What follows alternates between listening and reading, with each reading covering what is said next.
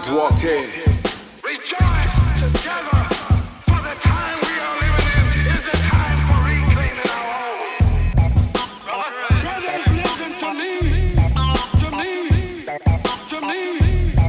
Did you know that guys walk in? Did you know guys walk in? Most of us know our country fought a civil war in the 1860s, but less is known about what came afterward, the chaotic, exhilarating, and ultimately devastating period known as Reconstruction. It was a moment of profound change, with promises of citizenship and equal rights for all. One of the greatest achievements of Reconstruction was granting black men the right to vote. In 1867 alone, over 80% of all the black men in the former Confederate states registered to vote. 3 years later, Hiram Revels was elected the first black man to serve in the United States Senate, and Joseph Rainey became the first black United States congressman. Their election paved the way for more than 2,000 black office holders who served at every level of government during Reconstruction.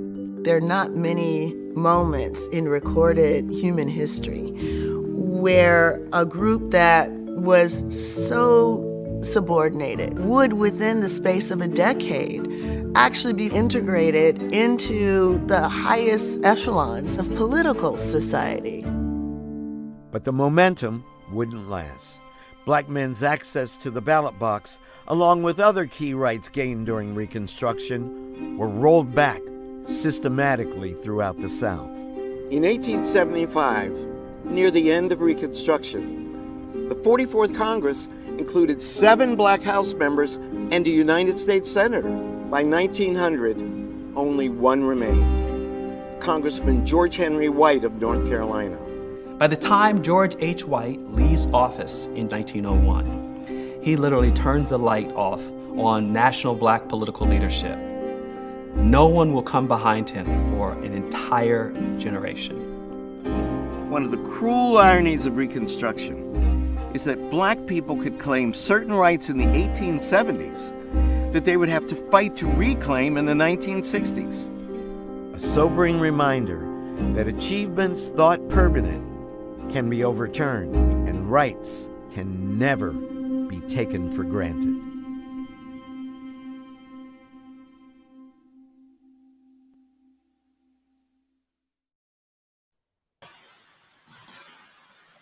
All right. Okay, I've been hearing the feedback. My name is D.Moss. We're watching. You're in tune to On Deck, Being Black in America. Well, let's see, make sure we got everybody on. Well, we talk about life from a black perspective. We try and keep this raw and as honest as we can possibly keep it. We live in America 2020. It's not too much different than America 1920 or America 1820. Coming up on November 3rd, we have a national election. We have everybody and their mother telling us that we need to vote because our ancestors fought for that right to vote, talking about how critically important that vote is. Today, we're going to talk about the relevancy of the vote, whether or not we think it's a critical tool to use or if it's something we should just walk away from. We also want to answer the question, is it still cool to vote for the lesser of two evils? Me, I don't see the sense of it. Whether I vote for the devil or vote for Lucifer, I'm getting the same demon. So there's a million ways of looking at this. And today we got some brilliant brothers on today, and we're going to have that conversation. So I'm going to be quiet and I'm going to open it up. We're talking about the relevancy of the vote. I'm going to have everybody introduce themselves. Not sure where Ty Allen went, but I'm sure he'll be back, or Hanif. But brothers, just take a minute, introduce yourselves, let people know who you are so we can get this thing started. Here we go. Rob. Go ahead. Hi, my name is Robert Jones, and I am a member of the Black community, 100%, 24/7, and I am grateful and appreciative on being on this forum. Thanks, bro. My man, Jamal Crawford. Yeah, peace. Jamal Crawford. I'm a community activist, Black nationalist, and Pan-Africanist from Boston, representing the 617 from Roxbury to Springfield. It is. Next up, my man Key Dodds. Keyshawn Dodds, lifelong resident of Springfield, Massachusetts, executive director of the Boys and Girls Club. All day, every day, black as it can be. All right. My man Ty Allen, you're on live. Just do a quick introduction, brother, if you don't mind. Ty? All right. He's muted. Ty, take off your mute. Yeah, what up? What up? It's Ty Allen, son of a Pan-Africanist, black nationalist, poet. Sometimes when I feel like it, you got enough money, and I like you, I'm a policy and strategist. You got to have both, good ideas and cash. And right now, I'm at the activist summit here in New York, in this cold-ass day. A bunch of progressive candidates and activists are getting together to talk about what we could do in New York and on the Eastern Seaboard. So, live and direct. All right, Ty, I'm not sure if you heard me Oh earlier. yeah, and F Boston. I'm sorry, I gotta get that in. Get that out real fast. Why Boston? Why you mad? I'm a Why Yankee you- fan. I gotta, I gotta keep it 100. I'm a Yankee fan to the death. Man, you can keep the Yankees and the Red Sox. All right, y'all. So, Ty, since you're up, we got you on deck. We're talking about the Y'all relevant. should know I was gonna say that. You put somebody from Boston in the car, I'm gonna talk trash about Boston. Y'all should know that already. Hey, listen, you can do it all day because I don't care about sports. Look, the Red Sox, the Bruins, the Celtics, and the Patriots could all be on a plane. That plane could crash, and I don't care. Okay. I like him already. Ditto. Yes. Ditto. I'll try the plane. Here we go. Ty, can you hear me? Nah, good to see y'all, man. For real. Nice to meet you, brother. All right. Hey. So, Ty, open it up. Talk about the relevancy of the vote. We talk about the vote from any perspective you want to talk about Somebody it from. talking. Ain't nothing happening. Can you hear me? Okay. Yep. So I'm gonna open it up to the rest of y'all. Let's get this conversation started. We want to talk about the vote. There are a lot of folks telling us we need to vote, talking about how important this vote is. Then on the flip side, I'm hearing a lot of cats who are saying, listen, man, the vote has gotten us absolutely nowhere. So for our viewers, man, let's talk about this. How critical is the vote? Is it important? Is it no longer important? Where we at? All right, so I think if the camera's on me, so I'm gonna start off. I think for generations, it's been known that our vote is critical. Your voting power is critical, but understanding what to vote for, who to vote for, and how to vote is the most critical and most important.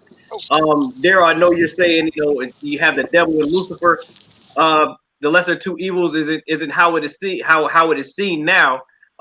Definitely, if you are up on politics, you know that both of these people, one who is the president, one who is a former vice president, both have sketchy records from years past, not just 4 years of being in office as a president and Trump, 8 years as a vice president, and 47 years in public eye in an elected seat. They have some sketchy backgrounds that have affected Black people in many ways. We can also dig up all of Trump's undoings into the Black community, and just one that really hits everybody that people should know more about is the Central Park Five. It's one of the ones that really resonates with everyone else, that people try to sweep under the rug, that he really pushed for them to get the death penalty when they were innocent. And so we have two candidates up there right now that can very, very much change the direction of this country, have changed the direction of this country, and not in our favor.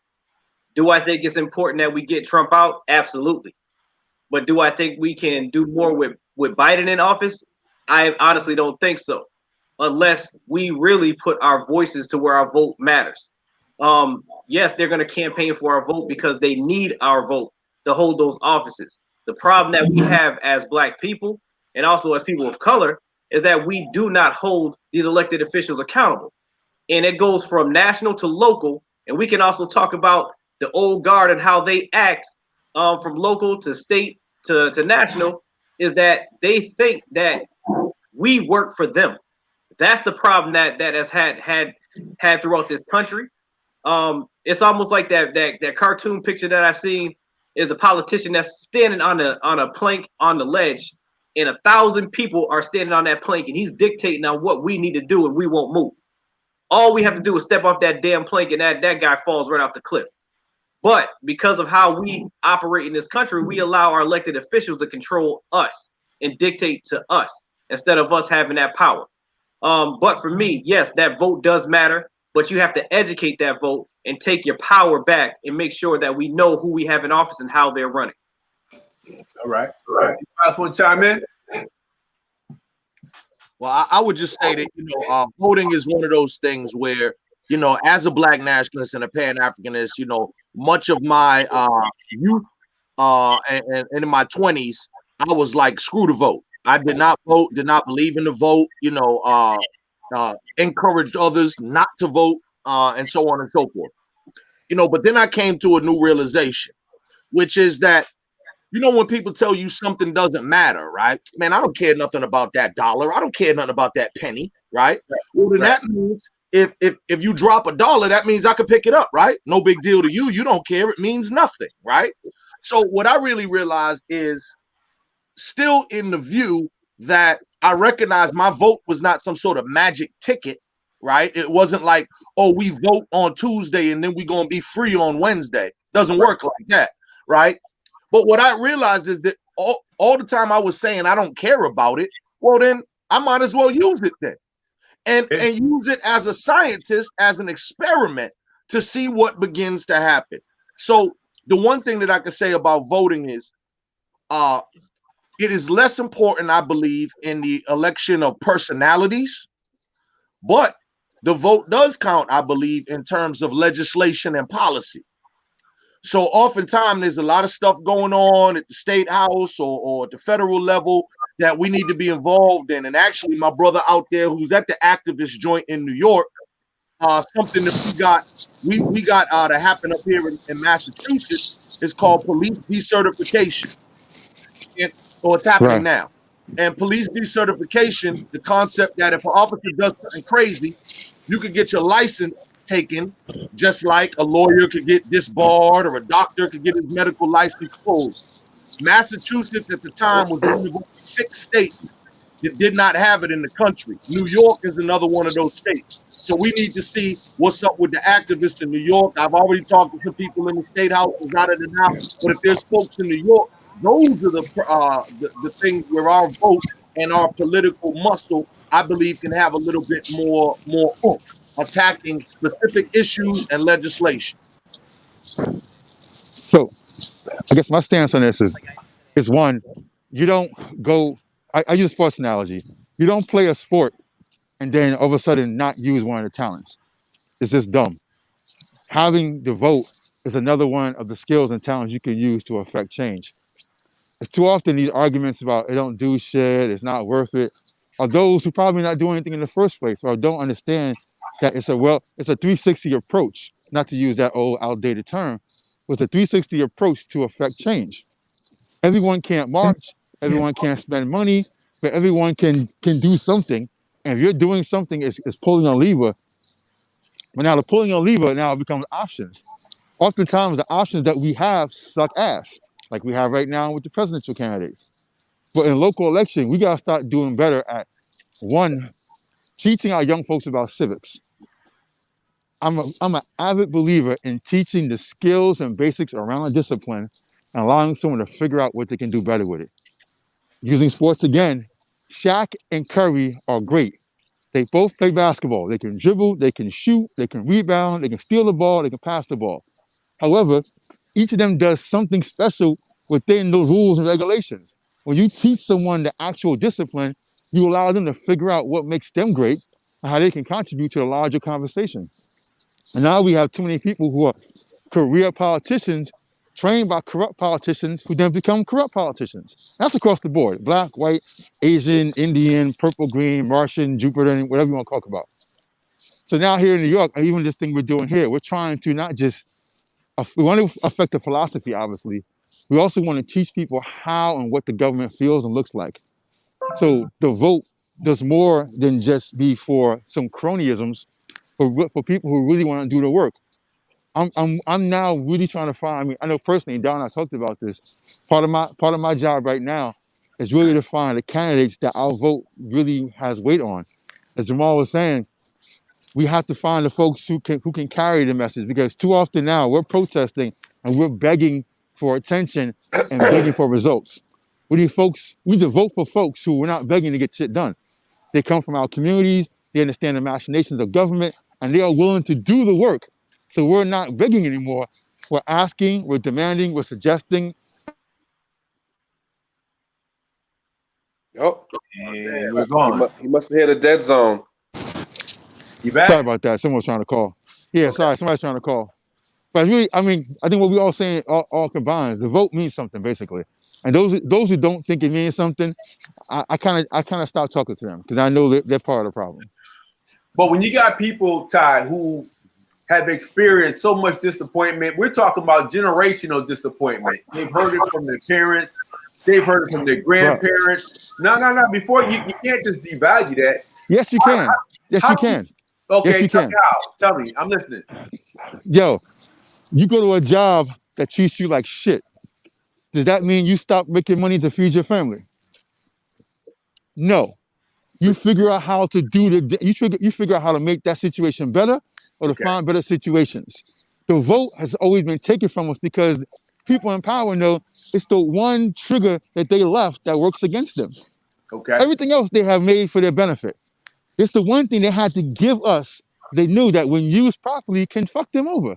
So if that's true, as much disappointment as you have gone through, and we've gone through what, 4 centuries of disappointment, it is still a methodology. That and money are the two things that can make us work. But money, through the vote, can be taken from you. Literally. They can vote you out of your own fucking money. I can give you 3 or 4 ways right now.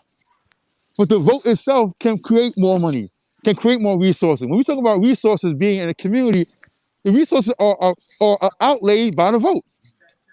When we talk about how the government spends more money on the militarization of police, that is because someone voted people into power who then voted to militarize the police.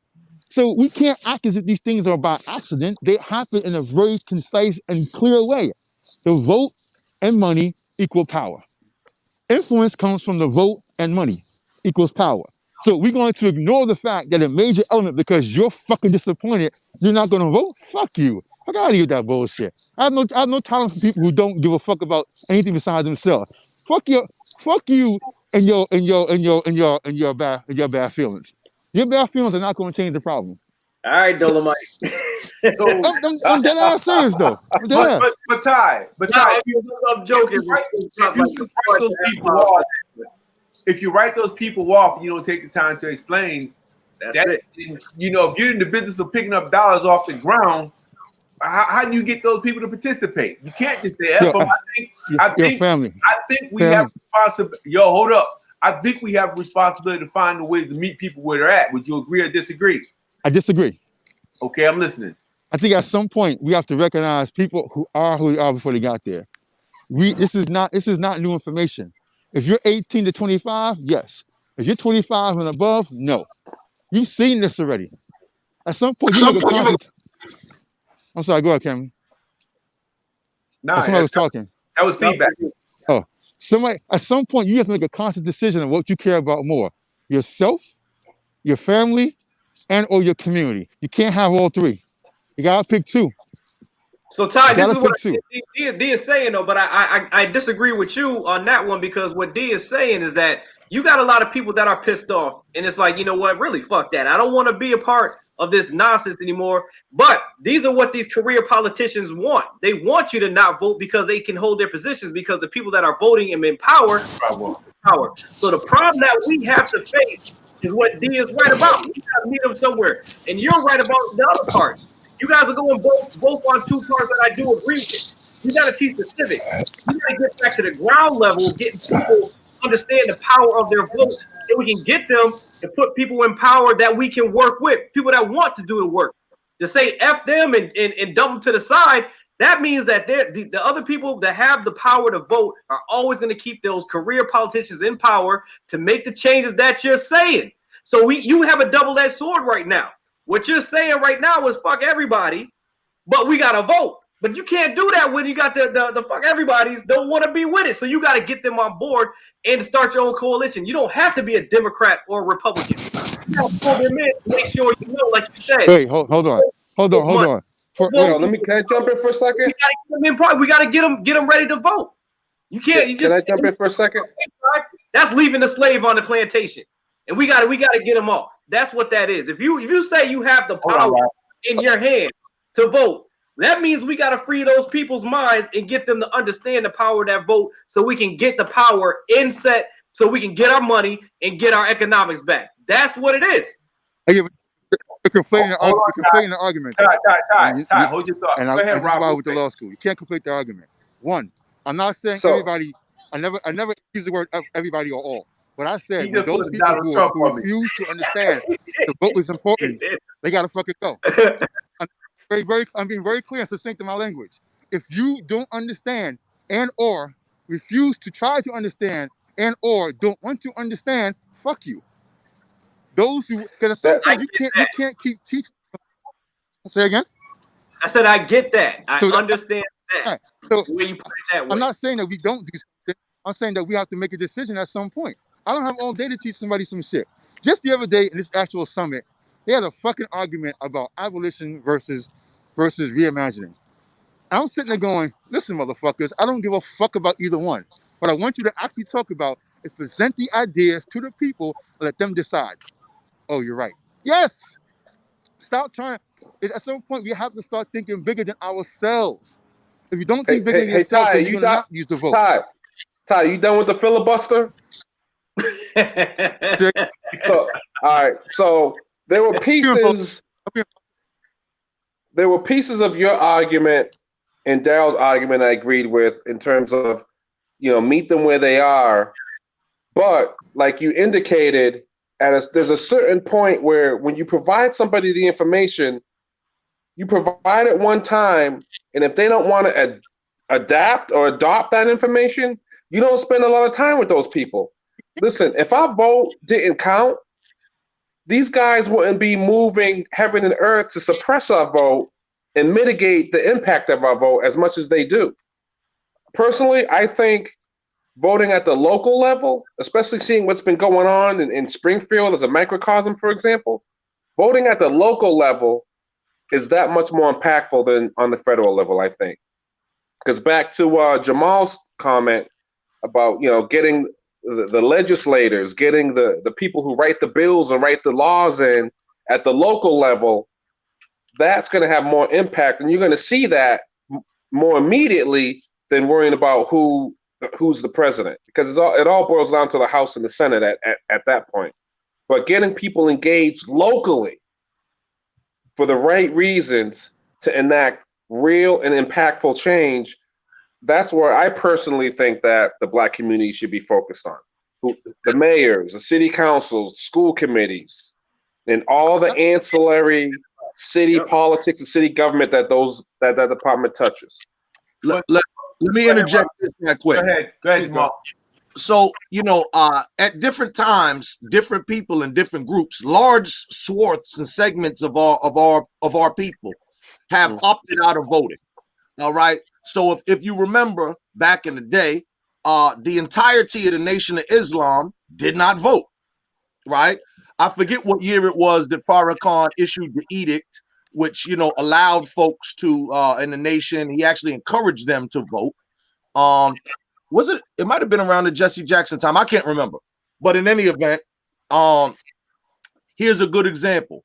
In my old neighborhood, I lived on a hot block, right? Y'all know about hot blocks out there in Springfield, right? Yeah. Now, hot block every day, kids is on the corner since I was a kid. You know what I mean? They out there, they're active. Every once and again, it's gunshots and whatnot, whether it's the kids in the neighborhood or somebody from another neighborhood coming to shoot at them or whatever. Right at the corner of my street was a huge a Jehovah's Witness church, a Kingdom Hall, okay? And they had a big old parking lot. And me with my community activist self, this is, I don't know, maybe 10 years ago, 15 years ago, I went to go talk to the guy who ran it, the elder, I think they call it or whatever. And I'm like, hey, yo, listen. We want to mess with the parking lot, so we can do something for the kids, get some grills out here, some burgers or what have you, and do something good for the neighborhood. They said no. Okay. Now, here's people who own property in the community. Once again, one of the largest properties, big old parking lot. They don't even want to use it for the kids because they have opted out of society. We don't vote. We don't want to mess around with none of this. Da da da da da da da. I mean, and God knows they were the worst neighbor on the street, barely shoveled their snow, and you know what I mean, so on and so forth. But they were so insular. Everything inside of their fence was taken care of, and everything outside of the fence, screw you, baby. Right? And so to me, if we think about it, how many segments, whether it's due to religion, whether it's due to philosophy or whatnot, who do not vote? Look, how many Black Jehovah's Witnesses are there? A bunch. They don't vote. So that's the whole voting block right there that's just waiting, right? And I don't care what they weigh in on. Look, they probably against abortion. They probably, what, you know what I mean? All sorts of things that maybe are against some things that we may believe. But I think that it's important. And the last example I'll leave you with is this. One of the ballot issues, I hope all y'all already voted, you know what I mean? But one of the ballot issues is, you know, the whole ranked choice voting thing, right? Y'all peep that? Yep. Okay. Yes. Yeah. For our listeners that don't know, Jamal, can you briefly explain that? Please. Yes. So basically, ranked choice voting, if you go into the booth, let's say, you know, you would have said, okay, Hillary Clinton is my number one. Okay, but Hillary Clinton dies in a plane crash, falls in the shower. She's dead. She's out the mix, right? Now your vote is just trash, right? As opposed to you would say, well, Hillary Clinton's my number one, but I like Bernie Sanders number two, and I like Buttigieg number three, or whatever it is. Then if anything happens via scandal or those people are no longer politically viable, who gets the next vote? Then your next vote goes up, okay? And all we got to do is think about it like a top 10 rap list or something. You know what I mean? Look, I like Jay-Z, I like Nas, I like Black Thought, I like, you know what I mean? And so you can put your favorites together, argue amongst yourselves about what order they go into. But ranked choice voting, to me, is one of the most important things that have happened on the ballot in a long time, because now it not only it is a voting tool and a mechanism that now expands the tool of voting. Okay, so you know, you used to have this gun, now you're going to have a bigger gun with higher caliber and better range and stopping power. That ranked choice voting is critical. And so all sorts of people who, some people are like, oh, you know, obviously everybody don't like Trump, but then some people are like, oh, well, Biden, he's no different. So I know a lot of people talk like Brother Josephus has said, what do you say to the on code brothers? As my brother Ty has said, we can't really do all that level explaining. At the end of the day, people going to do what they're going to do. But the hope is that more people take advantage of the very little mechanisms that we have to defend ourselves. So I don't care if you didn't vote for the president, fine. But I hope that you at least voted on ranked choice voting. Let me hop in here for a second. Let me hop in for a second. Go ahead, Hanif. I think one of the things that, you know, with all the stuff that I'm hearing, one of the things I think is important is that the conversation about voting for, you know, a good segment of our population only tends to come up around the presidential election. That's not for everybody, but for a good portion of our population, this is when this conversation happens. And it doesn't happen when you're looking at who's on your local board of ed. It doesn't happen when you're looking at who's going to run your city, who are your councils, who are your state reps. These people, as I've heard it said already by other people on this panel today, you know, these elections that really affect you a lot. You know, so my thing is that I think the more we talk about voting and the more we talk about the importance of our vote, I think it's not a conversation we should be having every 4 years. It's a conversation we should be having on a daily basis. You know, Ty talked about educating people on civics. You know, these are the things that need to be everyday, daily conversations, not just election day once every 4 years for a president or once every 2 to 6 years, depending on which house of Congress that you're looking at on the federal level. You know, I live in Connecticut, you know, and where I live, you know, on the ballot, we've got this year, we've got the president, we've got one of the houses of Congress, then we've got both houses of Congress on the state level, and we got some local things too. But a lot of people don't pay attention to some of these local things that really kind of, you know, make the difference in your day to day. And the more we have this conversation, especially around this time because of what's going on in this country, the more it makes me feel like we should be having this as a part of our everyday and talking to people about this. Like, don't just go out and vote every 4 years. Vote every year. Find out what's going on. And, kind of to go into a little bit of last week for a second, and not don't just get out and vote, but if you're one of these people that has a voice and that can rally people and that has something to say, put yourself in a position to be voted for.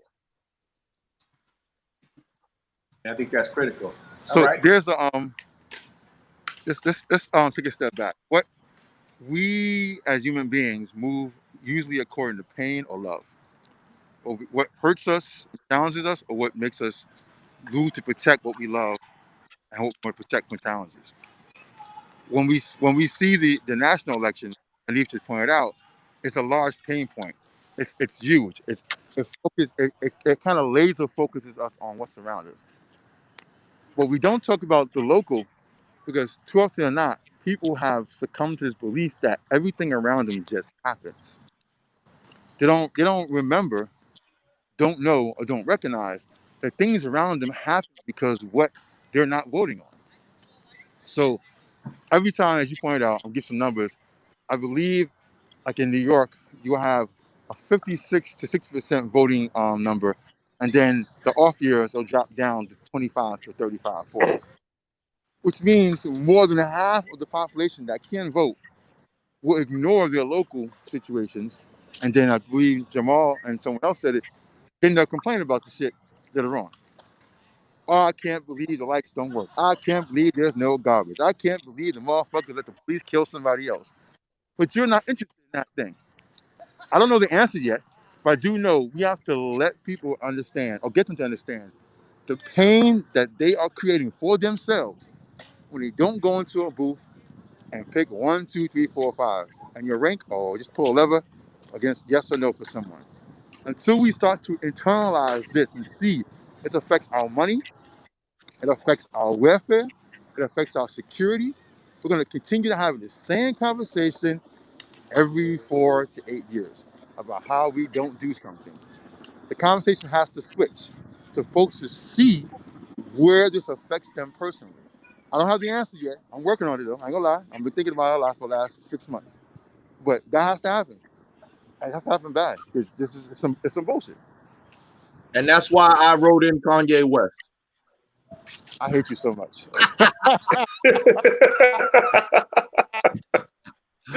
Oh. Done. I'm hanging up. I'm gonna go jump in the river. Done. I'm going. Yeah, that the local stuff is so important, because when you look at, like, let's say take the mayor's office. I mean, the mayor, and correct me if I'm wrong, and I know there's some people on here that know better than I do, but you appoint the chief of police, you appoint the superintendent of schools, you might appoint some people on the school committee. The head you of the bring your library. people. Yo, the mayor appoints almost every agency level thing that affects your life, King. From the garbage man to the book. So it's just like, when you talk about the pain point you were talking about, Ty, it starts at the local level first. A lot of that federal stuff doesn't even really hit us in the broader, grander scheme of things.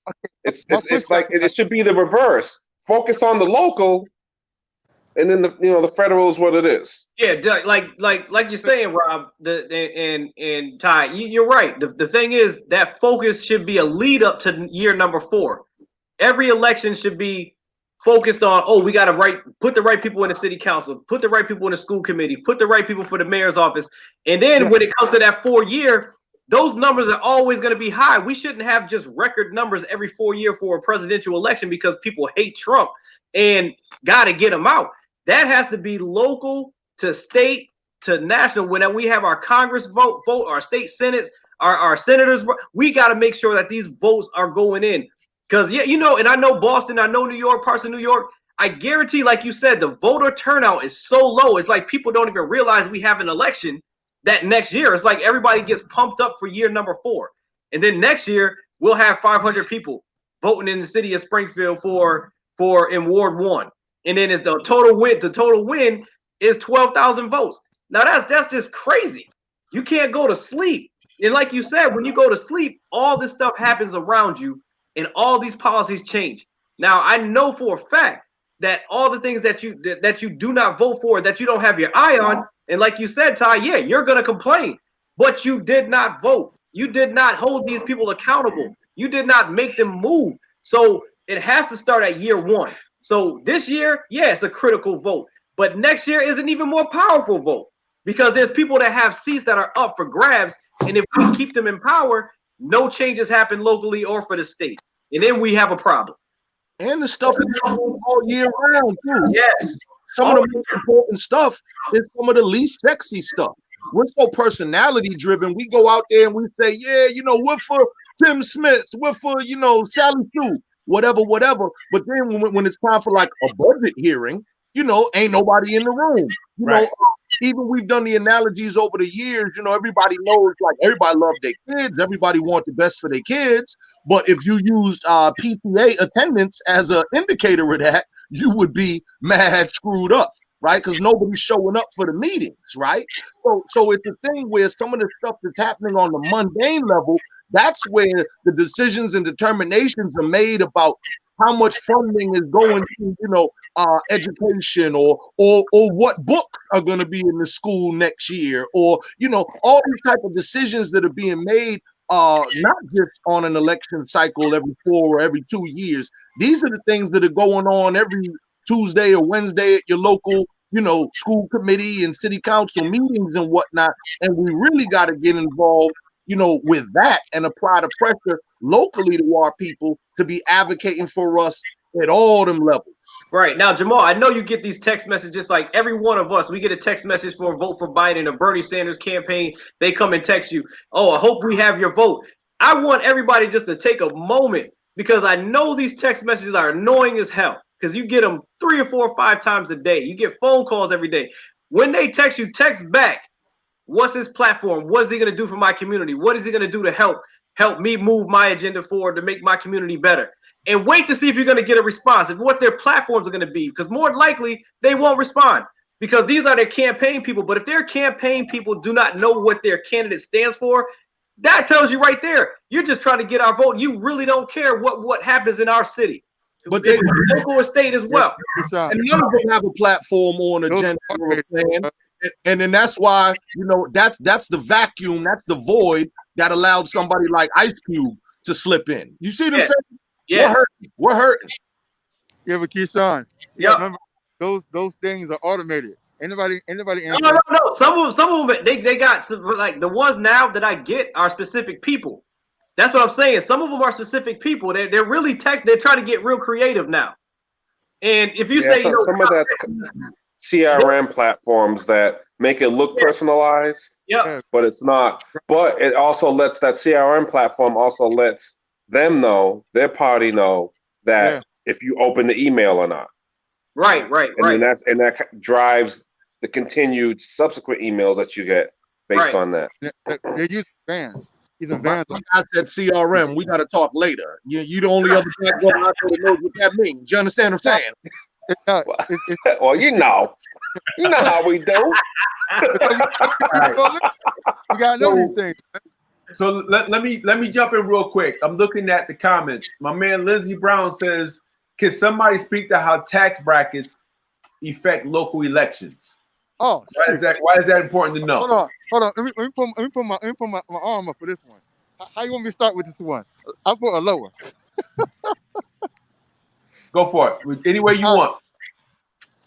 So this is one part theoretical, one part practical.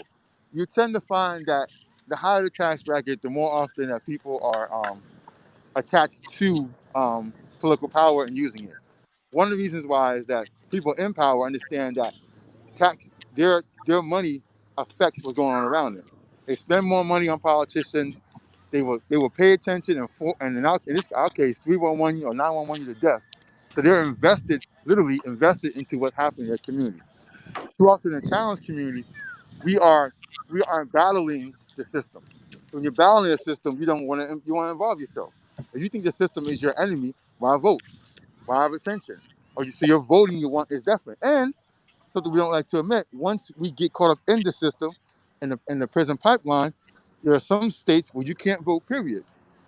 And now that affects other people. If I'm not voting, three of you might not vote because you're going to be in line with me in conversation. The conversation alone can interrupt your voting. So there's a one-to-one relationship between money and voting, and money and the execution of your power, which goes back to what we said earlier about civics. Folks would need to know what it means to be after formally incarcerated about voting, what it means to not vote, how that affects what the pipeline education system is. These things, education and money are always attached. We know this already. And once we start to level the playing field with resources, then we won't see as much. But to level the playing field with resources, we got to put more people in power who are progressive that can actually outlay the money so it's not just going to a rich and Tony neighborhood, but to all neighborhoods in a fair and equitable manner. Yeah, Also, and to amplify what Ty's saying, for those folks who are, and I'm not saying this is people on the panel, but for those folks that are into that whole entertainment thing, when you talk about tax brackets, 50 Cent commented that if Trump doesn't win, he's moving out of the country because he understands that Biden's tax plan is going to significantly impact them. And it goes back to people with money. The first thing, the first principle, the first tenet they have is how do I protect my money and how do I make more? And going on to what Ty says, if you're on a lower income bracket, you just might just complain and not do anything, not vote, but get around and commiserate with other folks in lower tax brackets, while the people with the money, not necessarily doesn't mean they're smarter, but they're trying to protect their position in society. not for nothing, once again, people, and this is exactly what I was gonna say. People vote their finances. Okay. Yep. You know, so yeah, a lot of 50. He can just come out and be his honest, authentic self and say, you know, screw y'all. You know, I'm voting about my bank account. Okay. And a lot of people think that way, right? What's that book? Think and Grow Rich? Yep. You know, Rich Man, Poor Man, or what have you. So Robert Kiyosaki. There's also rich vote, poor vote, because rich people are coming with a perspective that is almost always economic.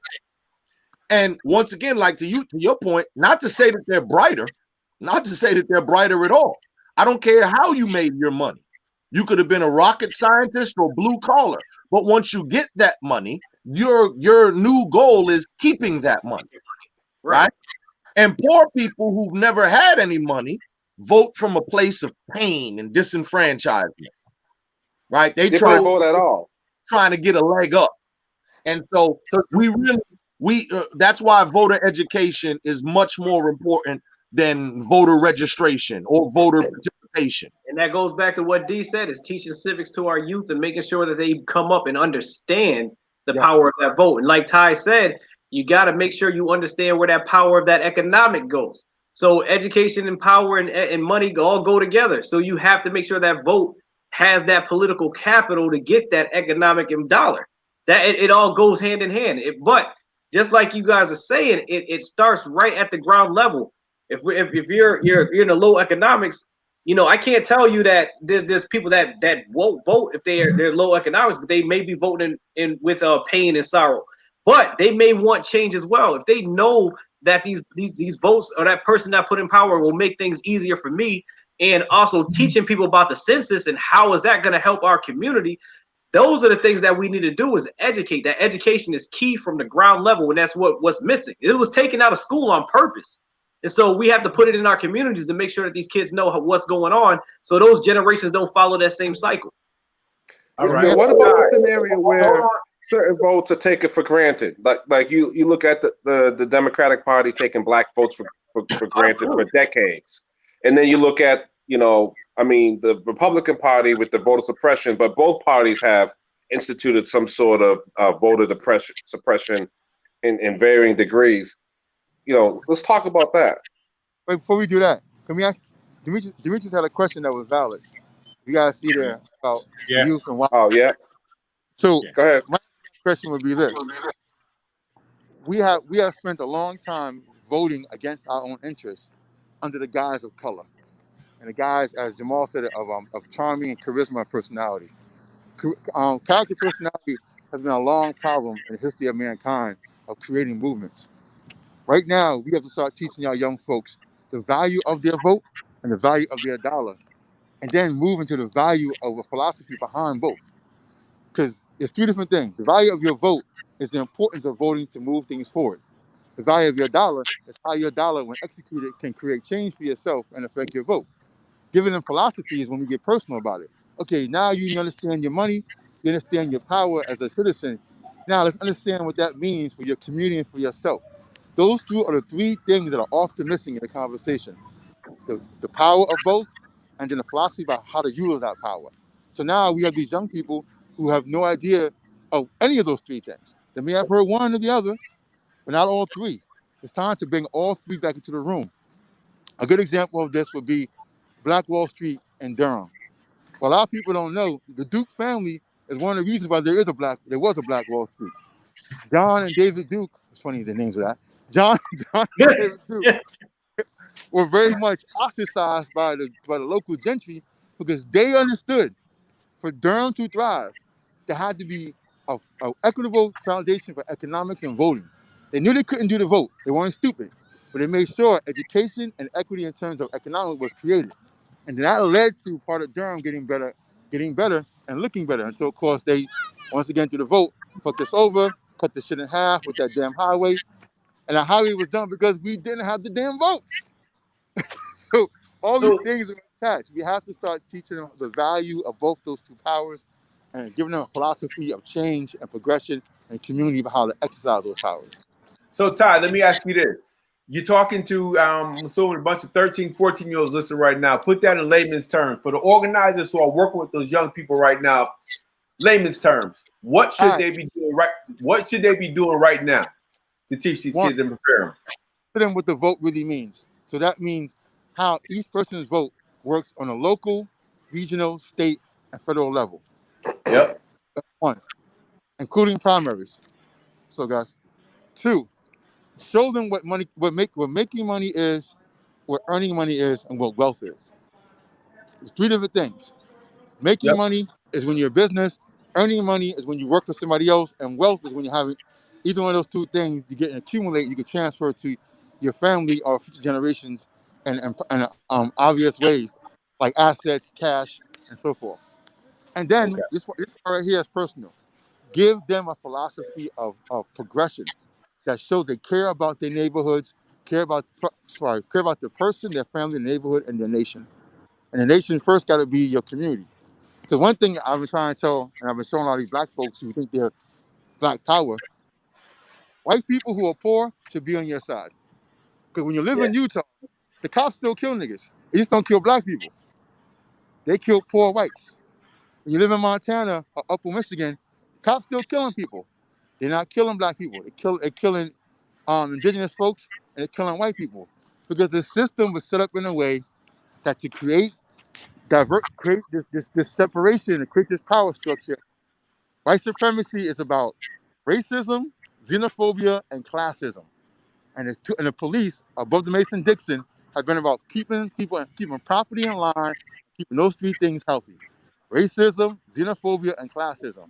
So the more we understand these things, so black or white, start teaching your children the philosophy behind the white supremacy, and maybe a generation or two, you may have a little bit of revolution, not the kind they want. There's gonna be some black and white folks storming the building, talking about, hey, y'all all gotta go. I may Hey, never see it, but that's the real. Hey, yeah. Jamal, could you take a stab at that? I'd like to hear Yeah, your response to that question too. yeah. So one thing, first of all, and brother Ty touched on it earlier. But the voting thing is, the question as it was posed was like, what do you say to a kid who says, well, y'all been voting all this time and it ain't got you nothing, right? So that's just like work. You could look at your parents and say, well, shoot, you've been working for 40, 50 years and we ain't rich, right? Why work? Right? Or you could say that about education or whatnot. You know what I mean? Man, you went to college all them years, 4 years, you did another 2, and you know what I mean? And you ain't Neil deGrasse Tyson, so why go to college? Sometimes it works out, sometimes it don't. But I think there's certain things we just can't discourage just because, this or that. There's a lot of practices that we engage in that kind of have to move forward. Some practical suggestions for people who are around you, what you can do. Okay, figure out what you are interested in. Pick an issue. And then as an exercise, let's put on our little Mr. Rogers sweater. Go find the corresponding law to that. So, for instance, let's say you got a group of kids right now who are interested in policing stuff. Look up the Massachusetts laws that are right now being proposed for police reform, and just read it with them. Go through it with them. A lot of folks don't read this stuff. All these kids hopefully are in school. Go to your local city council. Pull up the last couple of ordinances or the budget on what was happening in the school that they go to or what have you, so that folks, understand. And just read it. Nothing like demystifying it. A lot of us grew up in school. We talked about the Constitution, and a lot of us didn't read it. A lot of us grew up in church talking about the Bible, and folks didn't read it. But then when it comes to a video game that we get, you see my thing right here, right? Then when it comes to a video game we'll get to level 87 and download all the cheat codes. We get the doggone book, you know what I mean? All that type of stuff to get to another level of a video game, and often don't take those same types of initiatives in our own. We on level 87 in the video game and on level 1 in life. Yeah, absolutely right. Absolutely. Denise Jordan. Man, I take umbrage to that statement, man. How you mean? Look, I'm a gamer, bro. You see, I'm a gamer. Right? Look, I'm trying to be on level 87 in both. That's my point. That's my point. Some people don't have the balance. You see what I'm saying? And that's the point. What I'm saying, particularly for our youth. I used to do with the kids that I would do. Right? You get a video game every time you can show me a book that you completed, and I want you going through chapters in that book like levels in that video game. Period. You know what? I think Yo, I got to jump off, man. Yeah, Ty has to go. I got to. All right, Ty. I got to join. No, do what you do, bro. Peace, God. Nice to meet you. Peace. Peace, yo, and we'll exchange numbers through D.Moss. Peace. Yeah. There's no doubt about that. Yeah, we'll make that happen, y'all. We'll make it happen. Keshawn, I see you on the basketball court. Bring your no game. All right, yo. Who are you gonna see? He's gone. All right. I forgot what I was gonna say. I think the other thing is for folks who are working with young people, or if they're just working with cats from impacted neighborhoods, from our neighborhood.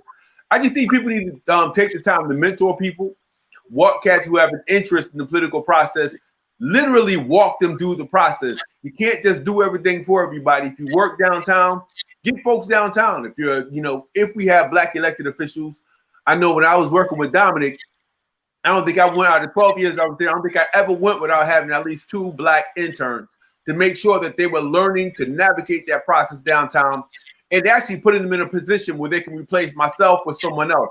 I just think we all need to be doing that, no matter where we live in the country. So I think that's critical. I had some other questions. When they talk about Black voters, should we only vote? Go ahead, Knief. I'm sorry to interrupt you, but before we go to that, I just want to say something else about this question that Demetrius put up there. Yep. When he talked about, what do we tell them about voting and that they are living in the same conditions as our parents who voted, the questions that I asked are, what are those conditions? Because if you're talking about a financial condition, how much of that is really about your vote versus the strategy that you need to get where you want to go? If it's about, racism, how much of that is about the vote versus the action you need to take to help affect legislation that you can then vote on or vote for someone who's going to vote for that? And I think sometimes we confuse the conditions that we're living in or that our parents lived in, with voting being ineffectual, because we're not looking at the fact that there's certain things. Let's just be honest. There are certain things that voting is not going to be the most effective thing for, and that's okay. But you know what? Let me jump in on that point. I think we get it twisted sometimes because there's the electoral process and then there's the political process itself. So the electoral process is just the process of getting people into office, electing someone. We often talk about that. You're right. The vote alone ain't gonna do it. I vote Hanif in for office, right? I vote Hanif in to become my congressman, and then I don't follow up on the political process side of it. Calling your office every day, sending letters, rallying around every decision that you make, then I'm not doing due diligence. And the thing is, like I heard Rob talk about all politics and local. He mentioned school board, city council, mayor, alderman, all that stuff. But we didn't mention our senators and our congressmen. And our state rep. Right here in Springfield, he's voted locally. You dig? So it's kind of like we have to do more than just tell people that, your vote's not responsible for your condition. But it is. Because if I don't elect the right person in office, then I don't get access to those resources, to the opportunities, and the list goes on and on. So I think there's two tiers to this. We're so obsessed with that vote that we completely forget about that political piece. Yo, if you have the influence to get 100 people at a party, but you can't get 50 people to show up at a city council meeting when you need it, there's a problem. I don't give a damn what your name is, who your family members are. You could have been the city council president for 10 years, but if you can't get 5 people in a room, you're the wrong person that we should be voting for. We need people who can move the crowd. We need people who the crowd can identify with. You dig? So I think we have to be cognizant of that. You're right. The vote isn't the response. I mean, we talk about the vote and his environmental conditions, his economic conditions. It has everything to do with who we vote for. The jobs that come into town, that comes from the mayor all the way down to the chief of staff over to the director of planning and economic development. And where they're sending people to recruit when they're talking using terms like qualified, very subjective. That shit it tears down from the top. So it has everything to do with who we elect. And I think we got to be clear about that. Yeah. The education in our school system, let me just finish this thought.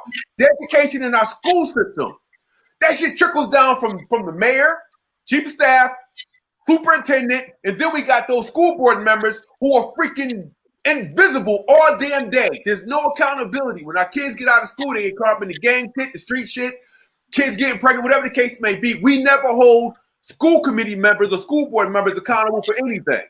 When we talk about city councilors locally, when you got our communities are being decimated by all these social ills, we blame the mayor, but we won't blame them city councilors. Damn it, you're an elected official too, which means you need to be visible and you need to establish a strong presence. So who we vote for has everything to do with how we live and where we live. When they start tearing down, I'm in Springfield. When they tore down all the parking on Boston Road, we went from about 50 black businesses down to about 10. How does that impact us? Everybody voted for Charlie Ryan. Charlie Ryan got in, made decisions that negatively impact black communities. That vote influenced everything that he thinks he can do. Dominic Sarno, he's clearing house. Any black person that seems anti-establishment, anti-law enforcement, getting rid of. In the meantime, we have property owners who have fought their whole lives to keep their homes intact. They're losing their money to tax title.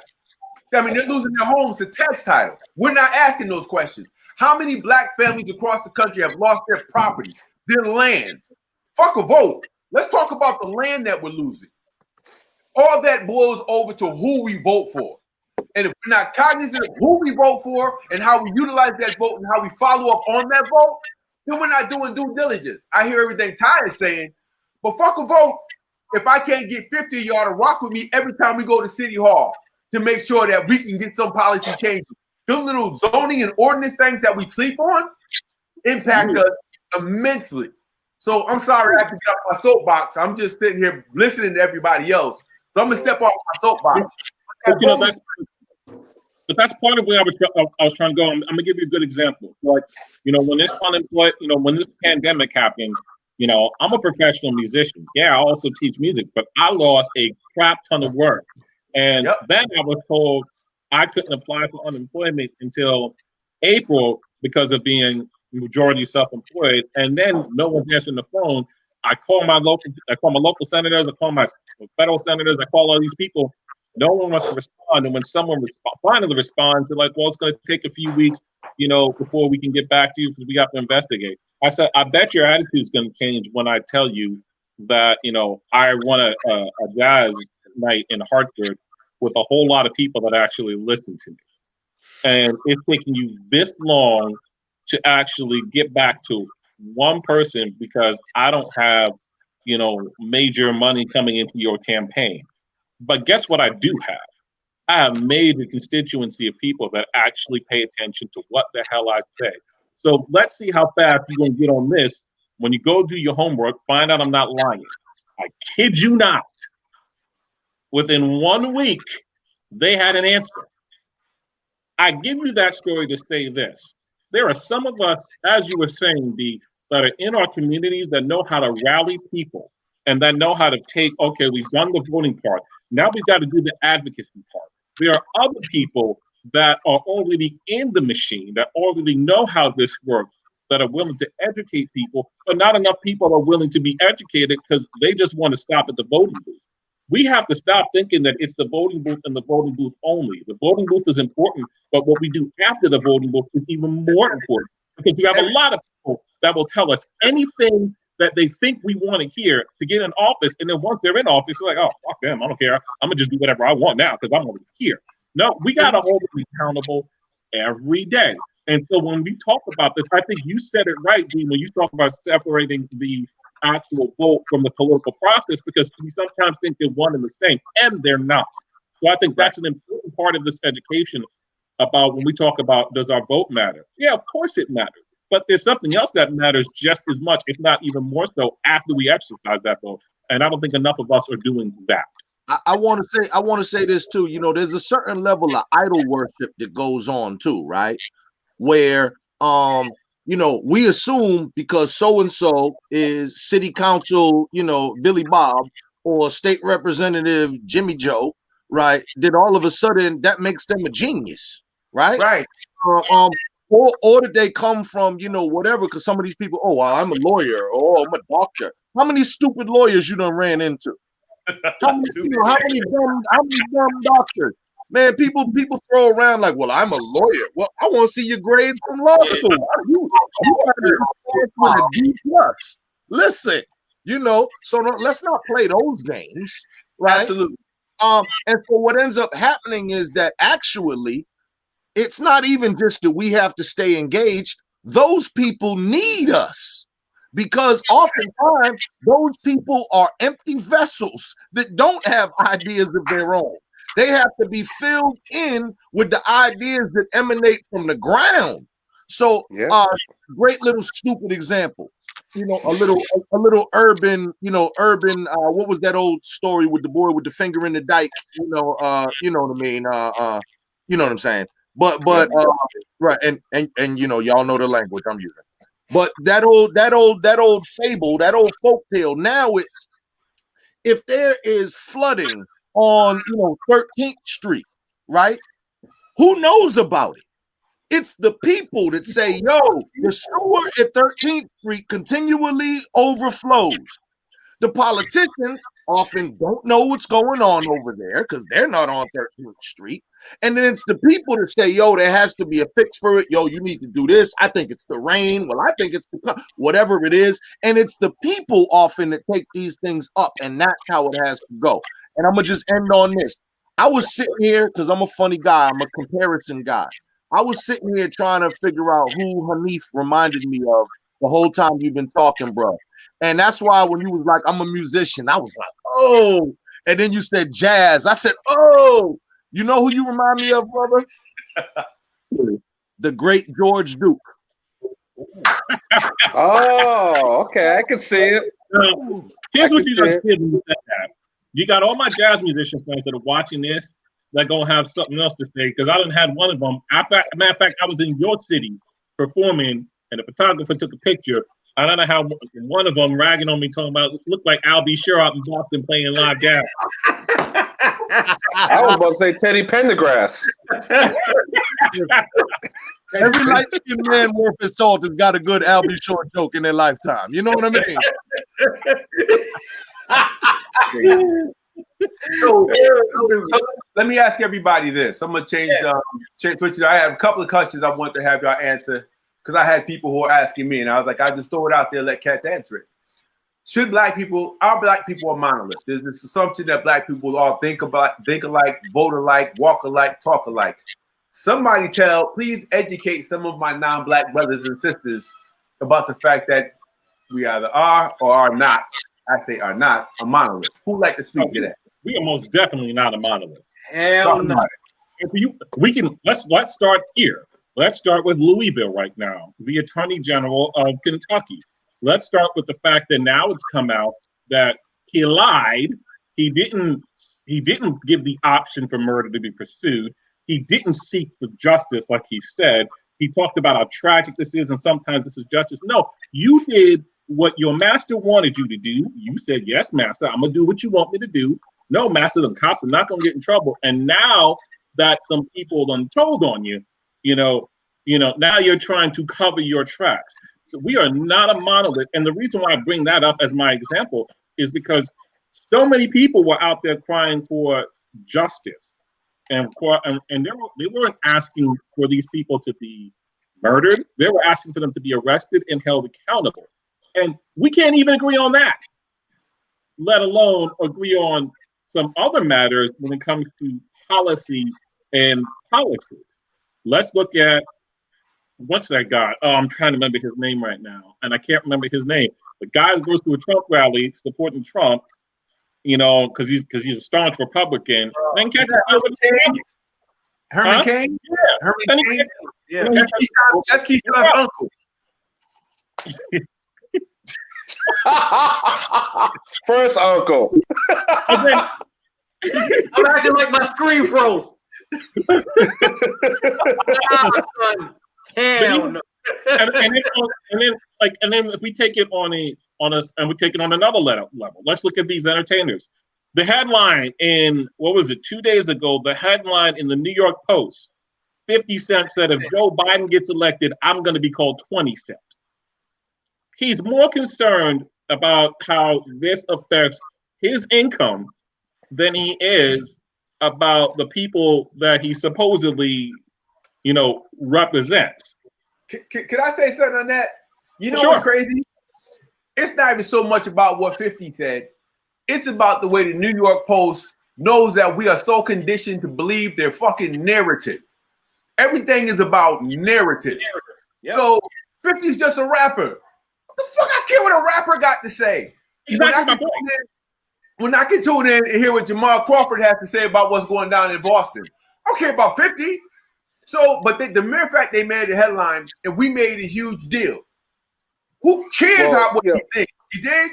It's the narrative. But I'm sorry, I just had to seg off of that because I got this thing about narrative and them always telling us our story. That's some bullshit. But go ahead and the reason why I bring that particular point up is because we're talking about, are we a monolith? Are we all thinking alike?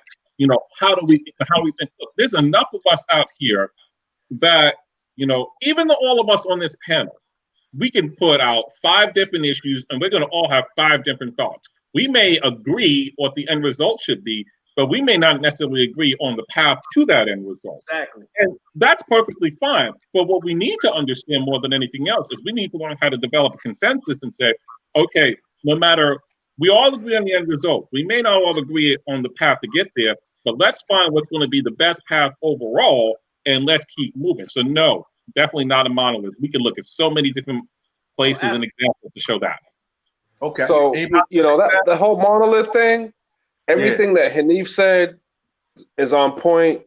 But here's the challenge, because we talk about narrative and the media is pushing that narrative so heavy, but it's being abutted by real black folks saying no, I don't. I have a divergent thought process.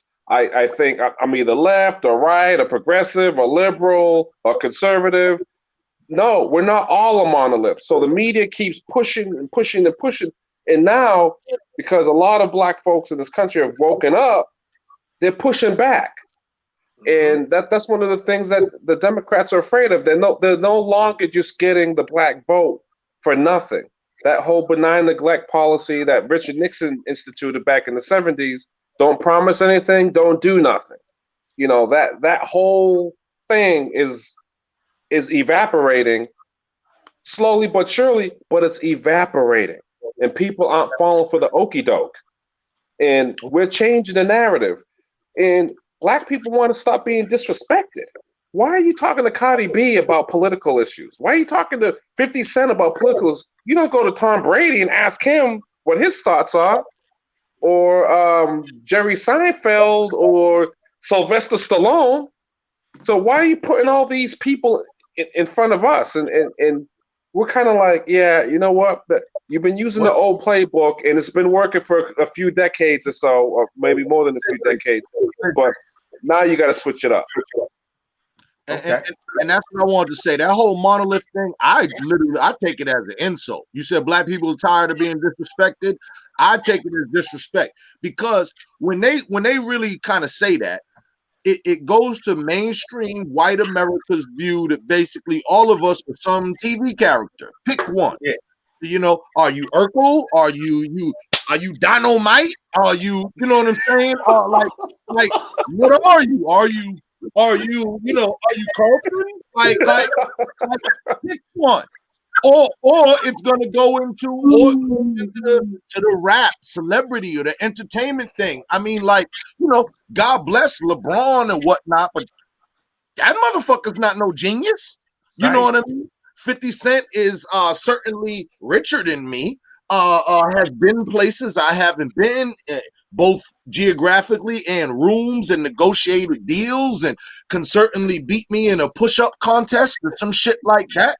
But I'm pretty sure that he ain't read the shit that I read and don't know the shit that I know. One of the most telling things was one of the smartest people that they talk about in hip hop is this dude T.I., right? Yeah. And do y'all remember when T.I. got into trouble talking about his daughter's hymen, which is generally a no-no for fathers, right? But when he did that and got on that red table talk, Jada Pinkett and her gorgeous mama, who I'm trying to find out if she's into entanglements. Right, listen, don't laugh at me, mama. The whole family is. Hey, yeah. But no, for real. They started talking about patriarchy, and here is the most intelligent guy in hip hop who said, "Well, I just don't know what patriarchy is." Okay. No, and that's why you run around murdering the English expeditiously and see, that's really what we're dealing with now. So when they say a monolith, who am I? Am I T.I.? Am I 50 Cent? Am I the ones who are supposed to be smart? Am I Charlemagne the God? Like, come on. So unfortunately for them, and a lot of these people who are doing a lot of these in-depth interviews, I've been trying to hit them up. I'm like, forget all this celebrity stuff. Y'all need to go find like real people from wherever you at and have, at least once a month or something, have like a real conversation with a regular person. Because, like if the revolution comes, a lot of these dudes' necks is on the chopping block to me. You know what I mean? Like, don't put me with Snoop Dogg. What is he? Voting for pimping? Like, I don't get down with a lot of this stuff, and that whole monolith thing is crazy. And even with quote unquote respectable people, y'all use the Herman Cain analogy. We can do Clarence Thomas. We can, you know what I mean? What they say, all skin folk ain't kinfolk and all that. So yeah, a monolith, not even. And if we were to pick a monolith, who we gonna be? Malcolm X or T.I.? Mm-hmm. Yeah. And there's people that they avoid. You don't see Dr. Claude Anderson coming up on these discussions. I mean, this dude will help write policy, for Christ's sake. You know, man, it's crazy, but we're waking up. We're waking up. Cube said but I don't think he understood what he said. What did Cube say? Cube said he actually talked to Claude Anderson in the formation of his thing. But I'm trying to tell you, I don't think the Cube understood what he said. So it's like you can't be the decipherer. You can't be the deliverer of information. You're talking to people who are above your pay grade. If I need advice on how to bring Jerry curls back, I'll holler at you. I don't want Ice Cube. I don't even want Ice Cube talking to Claude Anderson unless it's like a mentorship developmental program. You know, give me the Claude Anderson. You can pay for the Claude Anderson plan, but don't tell me that you got the Ice Cube plan and you went and talked to Claude Anderson because you didn't. Yo, I'm sorry, man. You said Jerry curl. Keyshawn, man, didn't you have Jerry curls back in the day? I think I saw an old photo of you. My hair's too kinky, bro. With a Chess King leather tie, little thin joints. No, he's right, man. Oh my God. You had Chess King out there? Okay. Oh God. But Jamal, you're right on point, bro. You're clearly spot on, man. It's spot. And I think the thing is, when we talk about the they in the room and who they go to, yo, man, it's all the more reason why we need more mediums. Because they're gonna write whatever they want to write for white folks. They're gonna do that. For those middle of the road Negroes who want to read that ish and read it verbatim and take it as law, they're gonna write it anyway. But I think for folks, as Rob, as you say, you know, folks are waking up. Tragically, they're not waking up as much as we think they are. T.I., Killer Mike, they drive me crazy when I listen to them. They drive me crazy. Like, well, bruh, just quiet for a minute. They're getting a huge following for that too. I dig the fact that they're passionate about their community. Yeah. But you know what? There's times when certain cats are speaking. If I want to talk about jazz, as much as I love jazz music, I could listen to it all day. But when it comes time to talk about jazz, Hanif, go ahead, tell them what I would love to say. If I want to talk about, you know, local politics in a large city, I'm in tiny ass Springfield. Jamal, what's going on with black folks in the largest city? You go to the people who can speak on those issues. And I think that's incumbent upon us to find the people to document document their thoughts and talk with them about what they're thinking. I think we have to do a better job of that. As we talk about politics, that's all part of the awareness. It's not just about educating on who the best candidate is. It's about educating on how to enhance our awareness of who we are and what we should be thinking. So I'm just saying, that's just my 2 cents. Right. But Jamal, you spot on.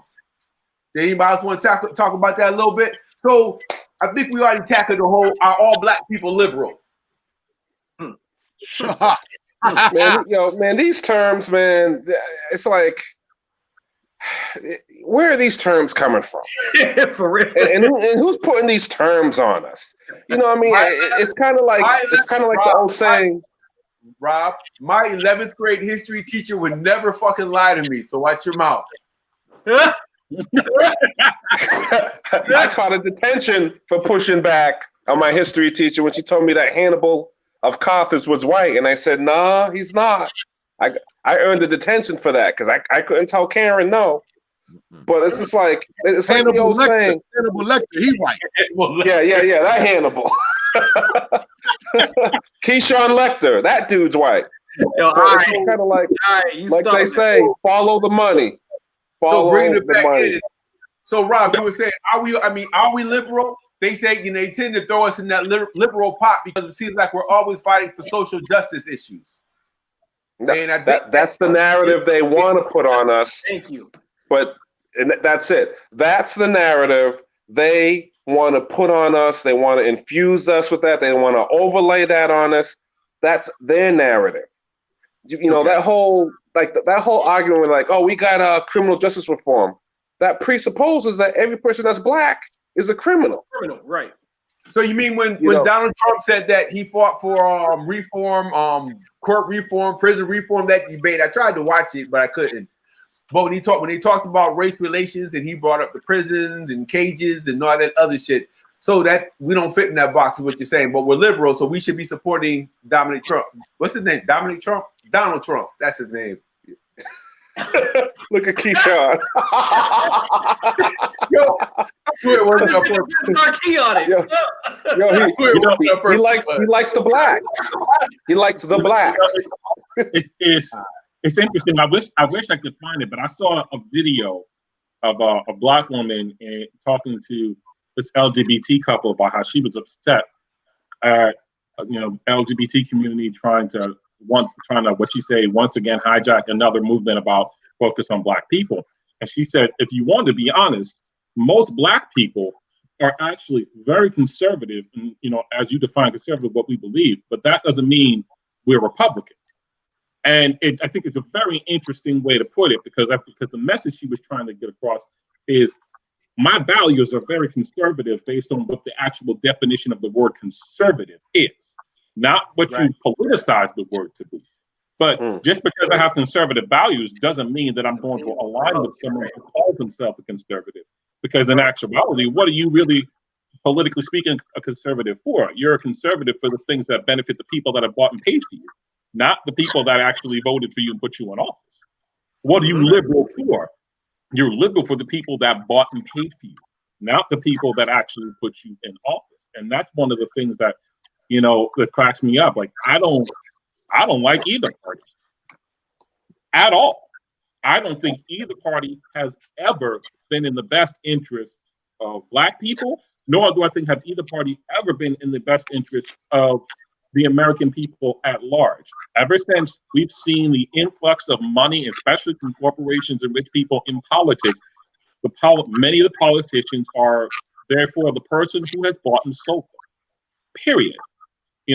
They treat, and I mean, it's like, I'm not even trying. I can't take Jamal's role and try to be funny, but it's like, it's like the NBA draft with some of these politicians. Like, you look at who's donating to their campaign, and that's who they're going to advocate for. So, like, the actual terms of liberal, conservative, I mean, throw them joints out the window, because they're not. First off, they're not even universally applied to the people that call themselves liberal or conservative to begin with. I mean, because if the Republicans that are supposed to be the conservatives were truly conservative, they would never back someone like Donald Trump. Exactly. Yeah, it's a plutocracy at the end of the day.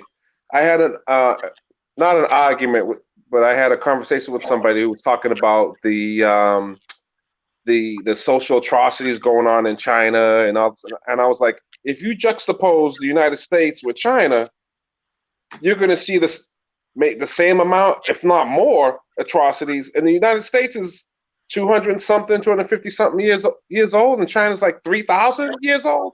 It's like you're comparing apples and oranges. So, I mean, of course, the person didn't understand what the hell I was saying, so I ended that conversation pretty quickly.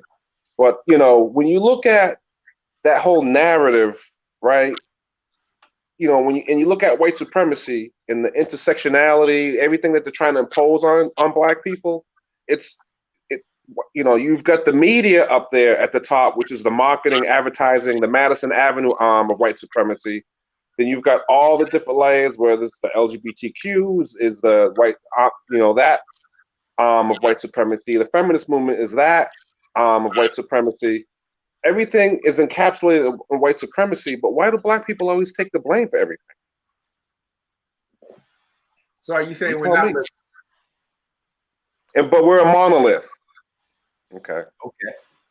Now, I'm gonna ask you, do y'all remember back in the good old days, back when George Bush was the worst president we had ever seen? Okay. George Bush, senior or junior? Both. Okay. Yeah. So that we thought that was the devil incarnate. That's as worse as it could get. Boy, I would pay money to bring either one of them back right now, and I would walk them into Washington on my shoulders, bruh. When Wow. George comes out and criticizes Donald Trump and tells him he got some race issues, that's when it's like. That's like the dude who smoked weed looking at the crackhead and saying, bro, you got problems. It's like, bro, you a wino. I just drink beer all day. It's like, that's some crazy. You're right. I'll bring them back. Now, my mama at the time, my dear sweet mama, right, who is a super, I'm going to say like a Jesus freak, right, has no other logic. This is to the question of are Black people liberal? She has no other logic, no other political mechanism other than she told me this guy is the person who I have heard mention Jesus the most. All these references to Jesus and God. And so she voted for George Bush Sr. and later Jr. based on only those facts.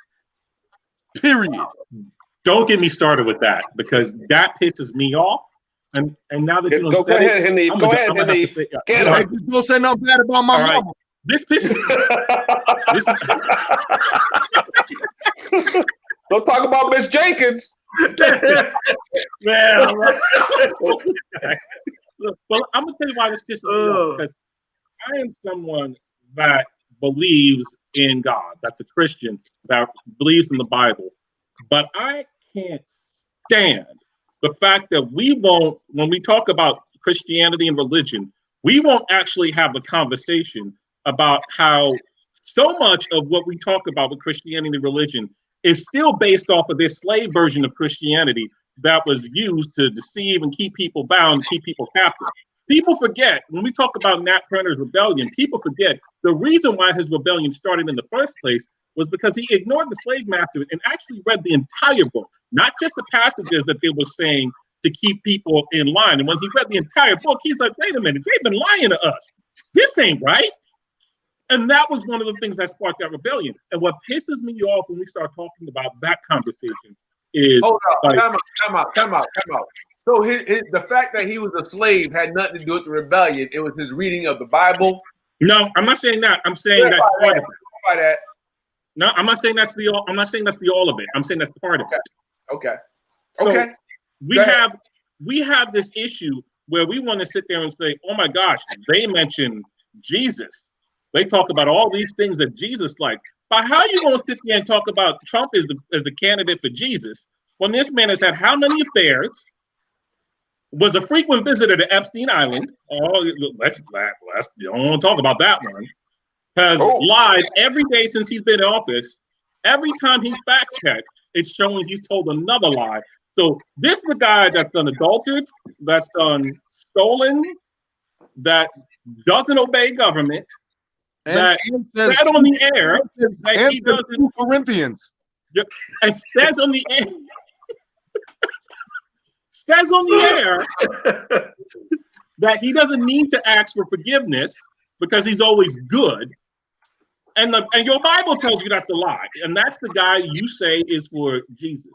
We need to stop acting like, the Jesus you're talking about would be endorsing the politics that you want me to endorse. That's the beauty of hypocrisy.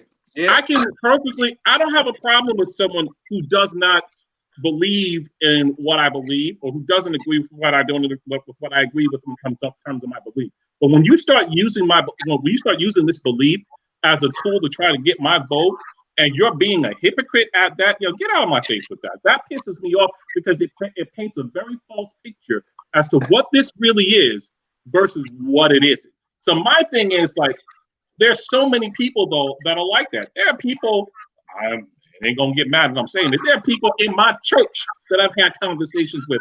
Like, how could you support that man? When I see, like, when I talk about political hypocrisy, and I mean, this example is really egregious, but your example too, your examples that you cited, Hanif, were egregious too.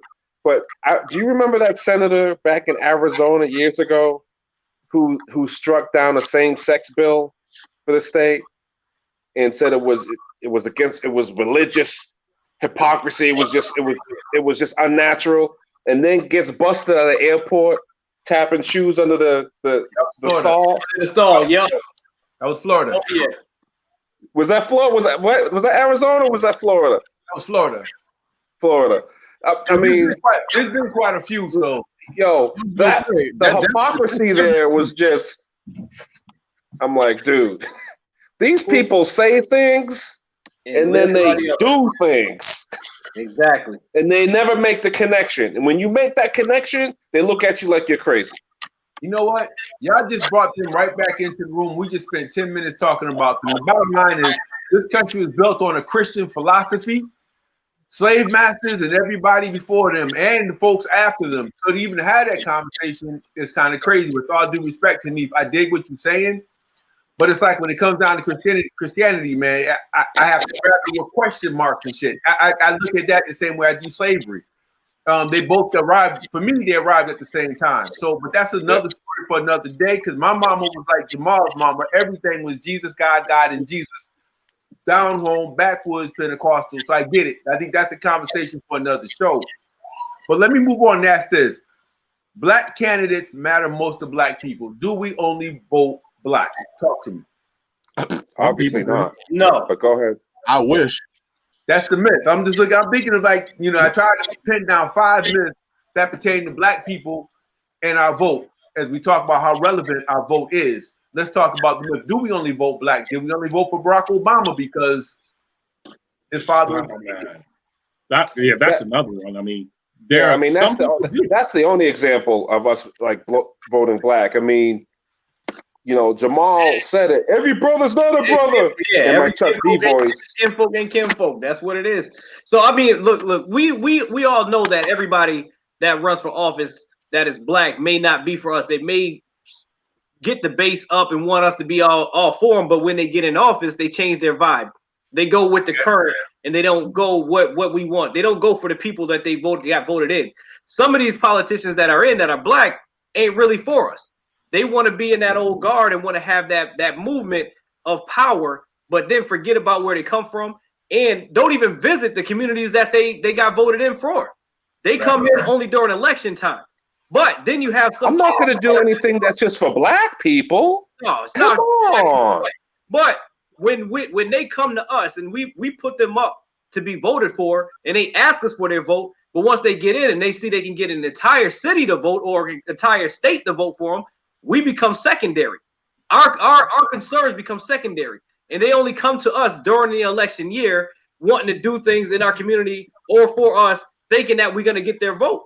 That's when we stop and say, hold up, you're worse than the other people. You're worse than them. You're using us worse than everybody else because you think because you are the same skin color, be it lighter or darker, you think because you look like us, we're going to vote for you. And that's wrong. We got to hold them more accountable than they do to other people because we should expect more from ourselves and make sure that we do more for our community and not just be there and act like everybody else, because then that cycle continues to be done. Because what they do is they learn from who is in power. And who is in power doesn't look like them. And they rather get their support than ours. And that's when we got to say enough is enough. But typically, isn't that after we vote them in because they black? I think it's after. Most of the time it's after because they present a good picture, especially before they can present a good picture of, oh, this is what I'm going to do. This is what I want to do. But we also know that the educated ones that have been on the front lines, have been there, knows that you just can't go in and make change like that. It's a lot of hard work, a lot of sacrifice. But if you can be corrupted and changed because, oh, you know what, just vote for this and I'll give you this. But if you can't be compromised, that's when you know that you're still about it. There's very few that can go in and not be compromised and not go for that old guard and saying, hey, I need you on my side for this and I'll get that. But no, you got a community that's backing you and you can't be afraid to make those changes on your own. Those are the true politicians that you want to see. Someone that's not going to be a career politician that's just going to go with the flow and then forget about you. But we give white elected officials the benefit of the doubt. Yeah, we got to stop that shit too. That's the problem. Yeah, we got to stop that. Yeah, we got to stop that. They don't come to our neighborhoods. They look at us like we're criminals. They talk down to us. I have a black guy with me now. We had Joe Kennedy. They were pimping him around Springfield. And I raised my hand and kindly asked him, dude, you have 20 A's over here. You have one black dude in the back. Is this going to be reflective of your congressional staff? Senatorial staff, should you be Ed Markey? This dude proceeded to tell me about some Iraqi dude who worked in his office. What the hell that got to do with black people? But when I looked at the number of black people who got behind Joe Kennedy, who I think he's a congressman in the first district, first congressional district, he ain't did shit for black folks up there. So, but we were pimping him around Springfield, and people actually handed that man a vote. I ain't never seen him in the neighborhood. Key, I've never seen him. I never seen him in your family center. No. I don't know if he hang out with y'all down in the clubs down in the Berry. I don't know. No, but see, this right? But this is where I have my problem, D, because like I said, they come around when it's election time, and this is where we always have our fight. It's like, and I tell them, I don't want your help when it's convenient for you, because we're struggling daily. We're struggling on those times when you don't need to be voted for. We got people in the community where our houses are being dilapidated. We have absentee landlords. We got people that want to keep their homes. They got food they can't even get to their homes. But you want to be absent when you can make those great changes. But when it's time for you to get the vote, and it's like that cycle. It's like, oh, it's election season, so now we start calling them because they have to come. No, they need to come when it's after that. And I tell them every single time, every last one that I talk to, don't come to me in February of your election year, because I'm gonna say, get the hell out of here. I want to see you after November 3rd. I want to see you come around when you don't have anything to lose, but more to gain for the community. And you know what, Keyshawn, when you push back like that, they come at you with a black face. They actually send do. a black guy over to talk to you. But guess what? Like that's supposed to make it better. No, but guess what? That's why we got to make that noise. And we got to have more people. It just can't be myself. It has to be every community center that sees it. It has to be every leader in the community that sees it. Is that they just can't come in here and go for a photo op. You come in for 15 damn minutes. You ain't did nothing to talk to nobody but come and take a photo, post it on Facebook. I'm here doing this. You ain't did a damn thing but come and show up and then take your shirt off and go roll to the next event. You didn't put down the effort. And that shit pisses me off because this is the things that they have going on throughout every single year. Every year. And we fall for the okie doke. And I'm sick and tired of it. Your money ain't shit because you don't put it in our community. You use our numbers, our poverty rate, and you give it to everybody else. And we sit here with our twiddling our thumbs, not knowing how to make that right. And now that's when we got to stand up and fight. So Keyshawn, so how do you really feel, Keyshawn? I'm pissed. Hey, I'm just asking. Yo, Dal, some person named Shane's got a comment. Did you see that? I can't get it on because my computer is kind of frozen, so I'm just lucky I still got it right now. I got it. It says people like Donald Trump make social justice political when it should be common sense. It's disgusting to watch the division. It's time for both parties to start respecting black people, and especially the Democratic Party. The Democratic Party needs to start caring about black and brown people and fighting for them like they say they do. And listen, the Democratic Party they're scared right now, and that's why they want to win so bad, so they can put all these laws into place to allow immigrants and illegal immigrants to vote, so the black vote doesn't carry so much weight for them. But the other part is that Donald Trump has put in all these federal judges for lifetime seats and is about to put another one in. That's a conservative that's going to change all the laws, not just for us, but for Native Americans, for everybody. Things that were in place for our country that may have been good and may have not been so good for us, but they're going to change to fit their bill. It's not going to benefit us. The stuff that they've done, they've secretly done. And I'm telling you, this man is a master of deception.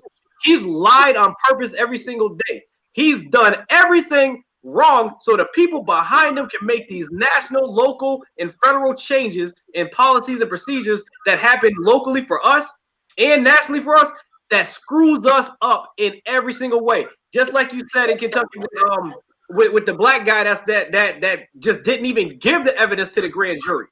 Oh, Daniel Cameron? Because he can hide stuff because he's working for those people. And he's controlled. You do this, and I'll take care of you. He's thinking about self, not community. These are what the people do. They make sure that they get the good old boys and the Uncle Tom, the boys that they can follow. They can get to do the shuck and jive and do everything for them, and it hurts us in the end. Oh, you calling the coons out? You calling the coons out? Yeah. Every last one of them. All right. So Jamal, about 5 minutes ago, before Keyshawn stepped onto the soapbox. My bad. I mean, hey, you started it, D. You did. I just asked a question, man. I'm interested. So let me ask y'all, since my man Shane is one of my former interns in the mayor's office. That's my dude. Can Donald Trump? I almost said Donald Trump. Can Donald Trump win over black voters?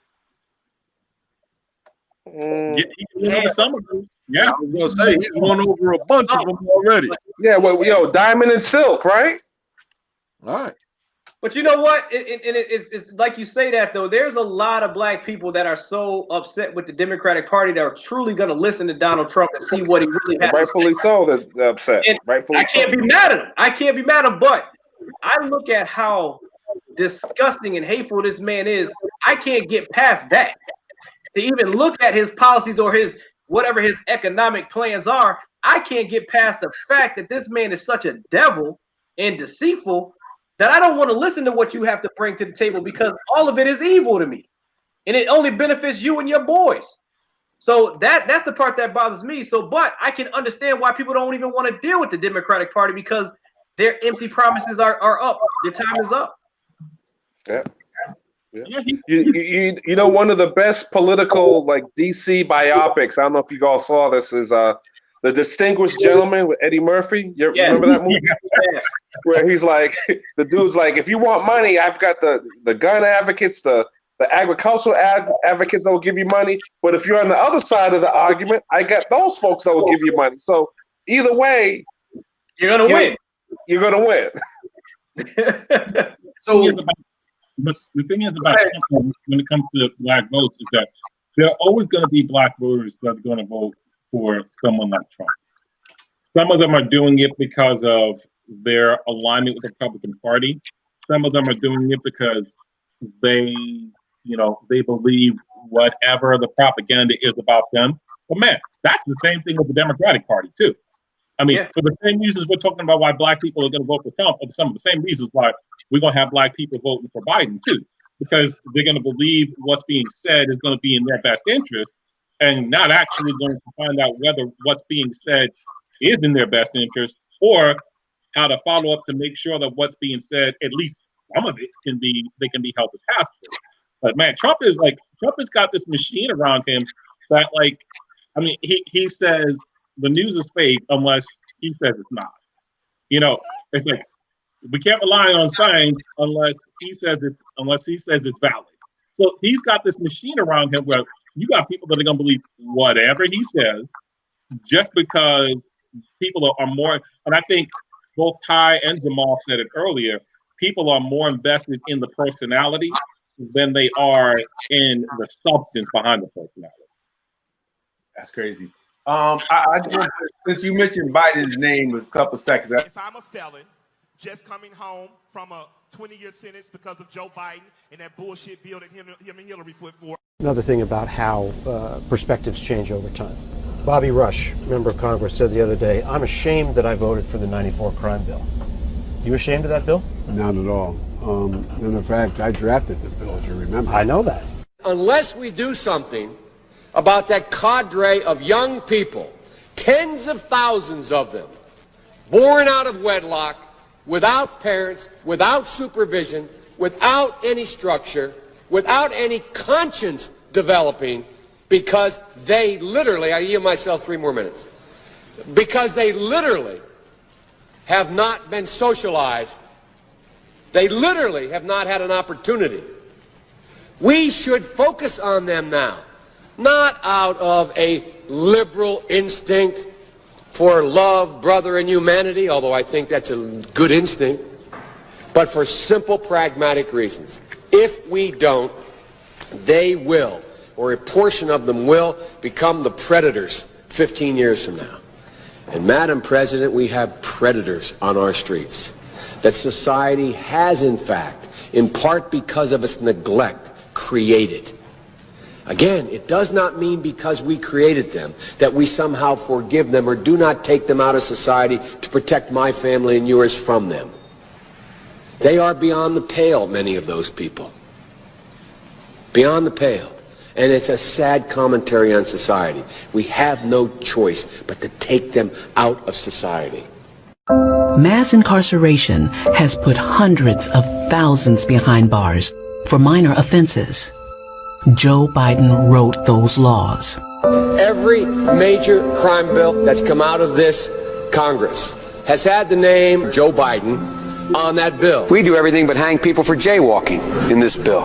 Joe Biden's policies destroyed millions of black lives. Joe Biden may not remember, but we do.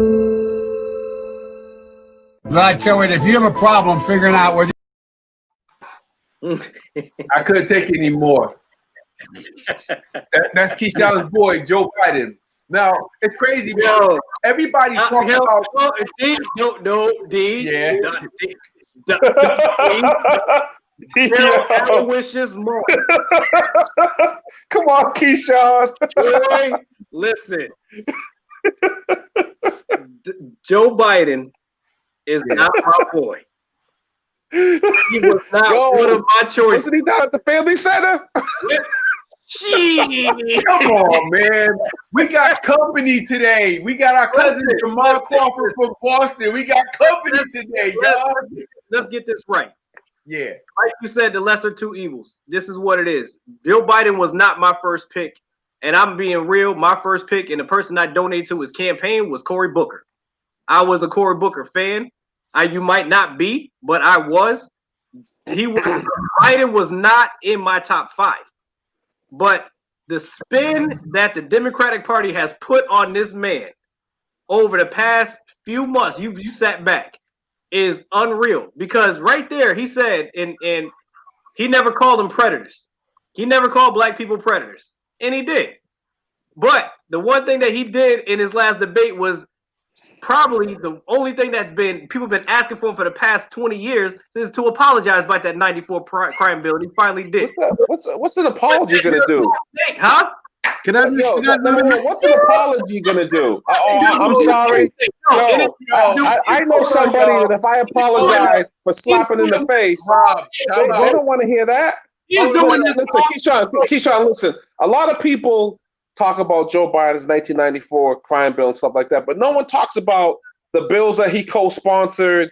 Exactly. When Bob Dole was the governor, the anti-drug bill. Rob, he sponsored. Rob, you just pulled the Donald Trump. I pulled Jamal Crawford up, and you just took over the mic. That's like you did the other night. I'm sorry, man. I'm sorry. 6'6". Hey, Jamal, stand back and stand by. Go ahead, Jamal. Go ahead. Joe Biden, my uncle. Stop it. Cory Booker, the only light-skinned black man in America who has not been mistaken for Al B. Shore. And I don't really want to talk about him too much because I kind of got a personal with Cory Booker because he took my woman. I'm done. Stop. He took Shanika? Shanika Shane? Me and Rosario, we got the Yo, D.Moss, get back in the screen, man. Get back in the screen. I'm done with your ball. This man is crazy. All right. He's crazy.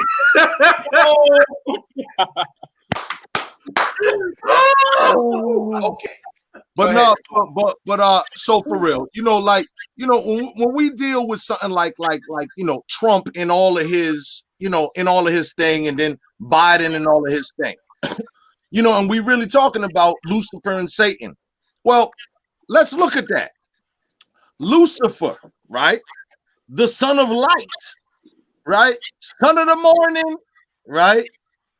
Satan, like in the pit and all that. So no, we got to stop even using that analogy because no, there is a difference. Okay. There is a difference. All right. So Biden, with all these despicable things that he said, that was 1994. Let's say that Donald Trump had, activated on his political aspirations earlier, and and his ego wasn't so big as it is. So let's say, he didn't just start off at president. He started off as state rep, senator, congressperson, or whatever. Well, his vote at the time would have been, how we're talking about a lynching bill? Oh, there would have been a lynching bill, all right. Yes, it would have been. Okay. And it would have been public lynchings are back, baby. Okay. So let me just tell you that if we think that one is bad, I'm just telling you that the other is worse. And Biden, this goes back to my previous statement. None of these people are geniuses. Biden couldn't beat me in a debate. Okay. And I've never looked over a national budget or nothing. I'm just slick with the words, right? Biden is not a rocket scientist, okay?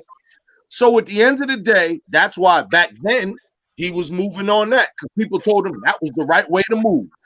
Now everybody's like, oh, that's not in fashion anymore. You can't wear white after Labor Day. So now he's on some, oh, I got to switch it up. All I'm saying is Donald Trump doesn't have a switch up.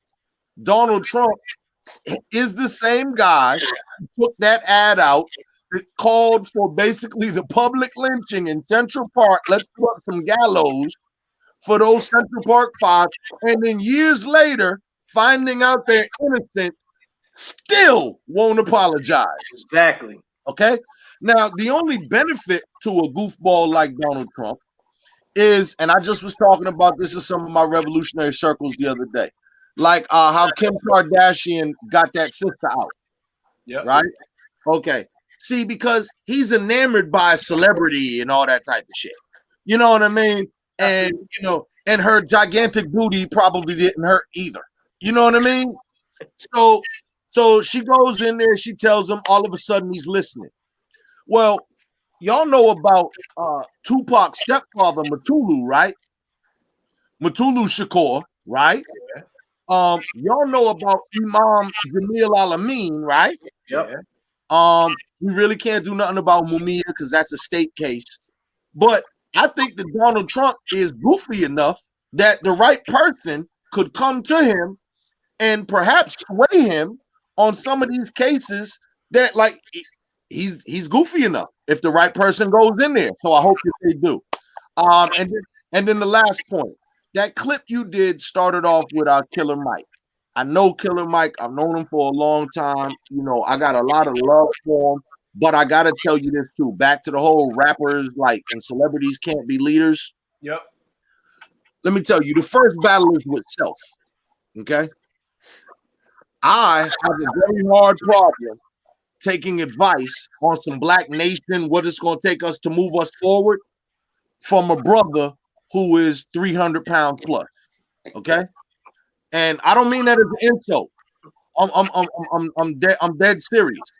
The first revolution is within self, and because I know him and I know the community in Atlanta and a lot of the same people he know, it really takes minimal effort to get that on deck, to be the real warrior that we want to see. Because what happens is it diminishes your argument. Right. You can't be the Black revolutionary and you ain't even won the fight with Popeye. We can't rock with that. Not to say that everybody don't have their flaws. Look. You know, I'm flawed up over here. You understand what I'm saying?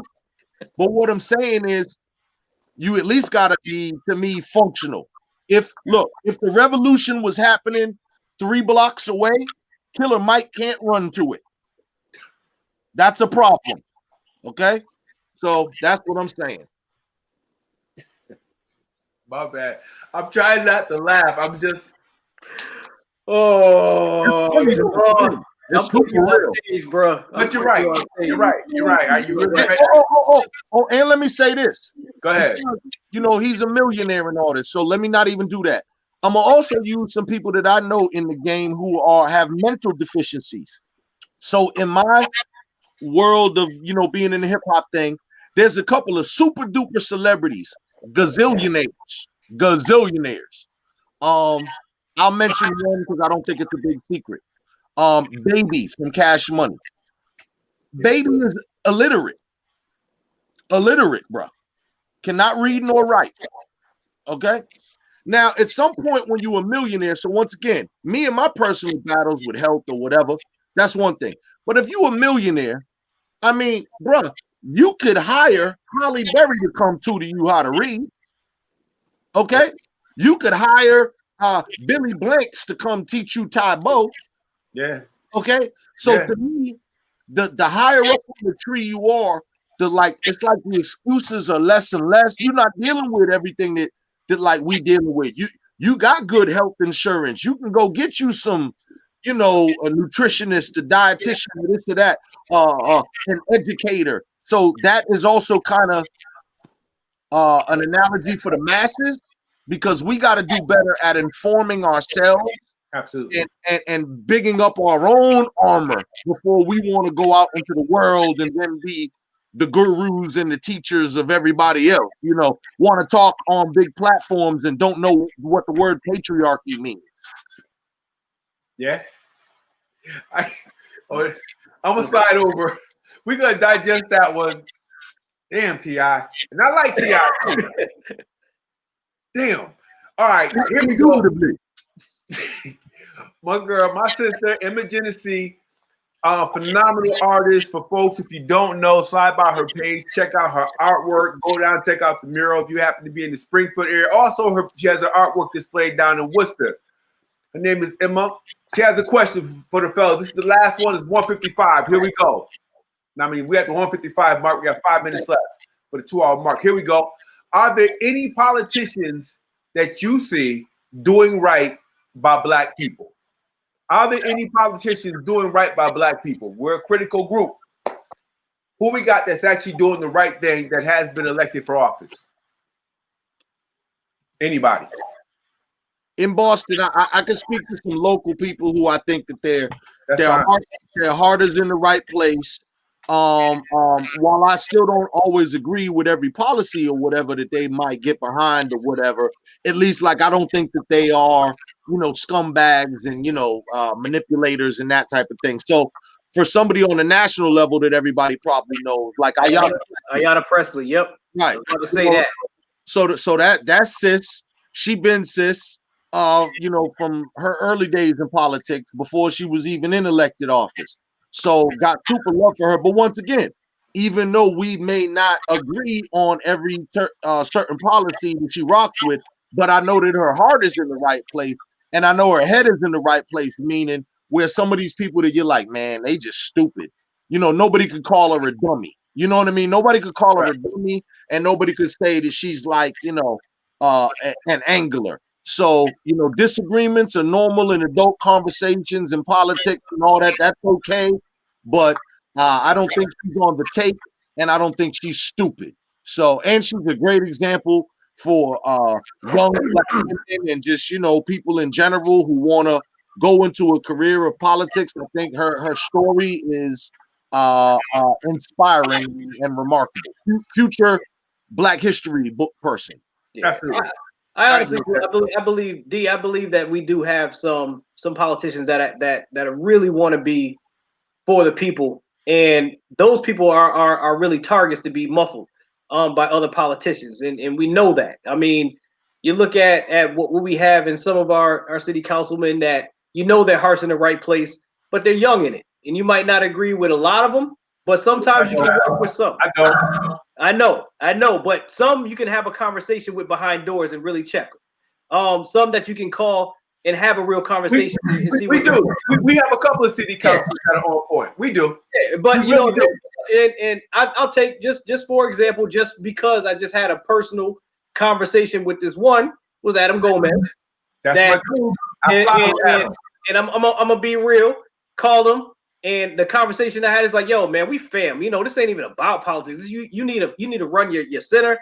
I'm all about helping you. It's whatever you need outside of politics, because one, there's some things that me and Adam have had conversations on before that nobody needs to know about. I helped him out. He's helped me out. It had nothing to do with politics. But those are the type of people I look at true character first before I go into politics. Like you said with Ayanna, she's sis. I see Adam, he can be, he's like a brother. He's a little brother to me. So I can see that I can contact him and I can have a real conversation. And in a person in a position of power, I can tell him, yo, I don't like the way you operate. And he'd be like, why? And we can have that conversation. I know he's not gonna be like, you know what, F that, this is the way I'm going. So, I mean, but nationally, it gets a little bit thinner that you can go there. But I believe that there are some politicians that really want the best interests of the people. But those are the ones that are far few between, and they're muffled. You got to kind of find them. It's almost like trying to find a good rapper nowadays. I think, and I agree with Adam. Adam is my dude. I fly with Adam. Jamal, I don't know if you met Adam Gomez yet. He's city councilor, just became a state rep, the state senator. So I remember him from before he was elected. He was David the neighbor with Calvin in him. Buffett thing. Yeah, he's good people. So he'll be coming down. He'll be coming down y'all way, man. Yo, open the house to him. He's a good dude. I think Tracy, well, on the local level, I'm gonna shout out Tracy Whitfield. Yep. We don't always agree, but Tracy's heart is always in the right place when it comes down to the community. School committee, we got Naylor, got Latonia, that I can talk to. I know she helps me out with my kids. Always willing to call me with my kids. I can when things are happening, especially during this time through COVID, she's been very attentive to all of the community centers, trying to get us information before so we can be prepared to move forward. So I know people that reach out to us first, that I don't have to reach out to them to say, hey, this is what's coming down the pipeline.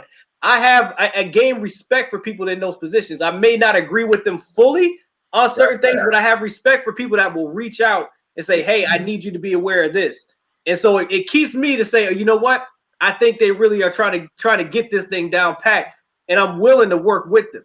And so, I mean, I look at it that way, but there's other ones. That's just what I do, because I just know that they're during election time. And let me just say this about Emma's question regarding are there politicians that we see doing right by Black people. I just know the minute you're in a position where you can actually create change, you can't do it unless you really, I don't care how many people voted for you, you still have to have a platform to stand on. Yes. It means that your community, they can't just vote you in. When you walk in that door at City Hall, no matter whether it's in Boston, Worcester, New Haven, Hartford, it doesn't matter. I need to know that as an elected official, when I walk through the door, I know I got everybody coming with me. And everybody's just a phone call away. It's like saying, yo, I'm about to get jumped. Who's riding? Cats need to respond with an urgency. So we got a lot of folks whose heart is in the right place. They want to do the right thing. But man, when you're working downtown with all those folks, no matter what downtown you're working in, you get up in there after a while, you get beat up so bad. I mean, because you're fighting every day. You get beat up so bad, sometimes you don't know who to rock with and who not to. And then some people get so overwhelmed, they shut down. Exactly. You know, I look at in that video, they had Bobby Rush. Some of them ex-Panthers, man, few of them became politicians, and a lot of their decisions I question nowadays as elected officials. When you look to see what they're doing, and these are cats who will ride and die for their community, but people get burnt out. And the sad part is, young or old, man, when they get burnt out, we don't have enough people tapping people on the shoulder saying, you know what, kid, it's enough. I think it's your time. You look burnt, bro. Let's give you a hug, nice retirement party, and let's get somebody with some new energy up in there to do the right thing. I think that onus is really on us. I think there's some good people. I think State Rep Bobby Gibson, heart in the right place down in Connecticut. I'm trying to think, man, it's quite a few of them down there. I don't want to leave nobody else. I ain't gonna say no names, but we got some good. My man, Vern Matthews down in Waterbury, and he's a Republican, but he's a good dude who means well. He's done more for the Hill up in my hometown of Waterbury than a lot of cats have done over the years. So what's her name from Texas? Oh, Texas and New York. Tiffany Harrison. Yep. Then we got my man Tom Shepard, the only elected member of the New York City School Committee. Good dude, man. He does good work. His heart's in the right place. So to answer your question, Emma, there are some. I wish I could name at least 10, but I can't. So let me just add on. Add on, brother. Sons of Revolutionary. Since we're going nationally, yeah. Folks need to know the mayor of Newark, Raj Baraka. Yep. Son of the great Amiri Baraka, who has been doing a lot in Newark around police reform and around the violence, despite the fact that Newark is a hard city to get things to move in, but you know he's moving and grooving. And then did he defund the police? Was that Newark? Was that Newark where they defunded the police? I think so. No, well, hold on. I believe that might have been a suburb. I don't know what's happened with the defund. Yes. I don't know what's happened with the defund, but he's certainly him in Newark under his thing. He certainly has brought the police reform the thing. I gotta check whatever the latest thing is. Yeah. The other person I just want to mention is son of the great, and I don't even want to say the late, the great and the on time Chokwe Lumumba, Jr. Is the mayor of Jacksonville, Mississippi. Wow. All right. As was his father. His father was a longtime city councilor. had put a bunch of like new reforms in that city for economic development and so on and so forth, and black entrepreneurship. He was voted mayor, and then he passed away not even a year in the office. But then his son then was elected, ran, and then was elected, and is still the mayor down there. So those are at least two people that I know too, like, world renowned to get down. All right. So I guess we got to come back at some point, man. We got to name at least, I want a list of 25. Yep. And I'm sure they're out there. We just, you don't know everybody. We operate in this region. So Emma, good question. Folks, it's wow, we've been on over the 2-hour mark. My brother Jamal Crawford, thank you for joining us today. Hanif, you've been really quiet for the last 20 minutes, man. Yo, well, you asked me. We didn't talk about your mama, Hanif. What's wrong? Well, Emma asked the question of the any politicians that I'm seeing doing right by black people, and I didn't really have any names, so I just kind of stayed quiet while I'm listening to the list. Kanye West. That flag you got behind you, I want you to take it down off the wall now.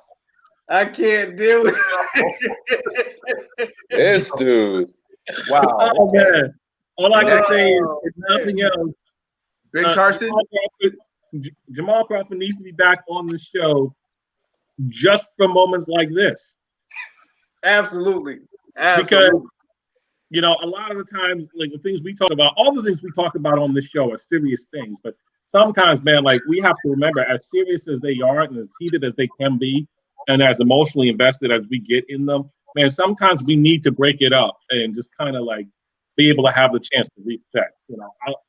I would love to say that I know some politicians are doing right by black people. I have one that is I'm reluctantly turning into a politician in training, to get their voice out there because they need to get out there. And when that one is elected, I'll be able to say I personally know one that is doing right by black people. Thank you.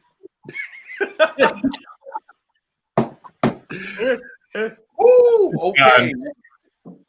Yeah, I want to be able to talk about that, but we're gonna let it go. All I'm gonna say is Jamal, I'll be needing y'all help from the Bean eventually. We just put it like that. So let me know. All right. With that, everybody, real quick, I think Jamal might have touched on it. Was a tie. The so-called on-code brothers are some of the many saying hold the vote. What do you say to them? Closing thoughts. What do you say to them? Hanif, you up on screen, so I'll let you go first. The ones that are saying hold the vote, my question would be, for what purpose? What's the purpose behind this? Is this something that you've actually thought out, or is this a pseudo-intellectual opportunity for you to say something to sound like you actually know what you're talking about? Everyone has to decide for themselves what to do with their vote. I think the lesson that we've talked about here is that our vote has power and our advocacy after the vote has power. So we need to learn how to do both. I'm personally never going to tell someone to do anything other than vote their conscience and vote what they believe is right. But make sure you do some follow-up after that. All right. Thank you, brother. Rob Jones. I would agree to disagree with Hanif. What's a vote if there's no tangibles behind it? Rob, how about some only had half your face, bro? I did that on purpose. I don't blame you.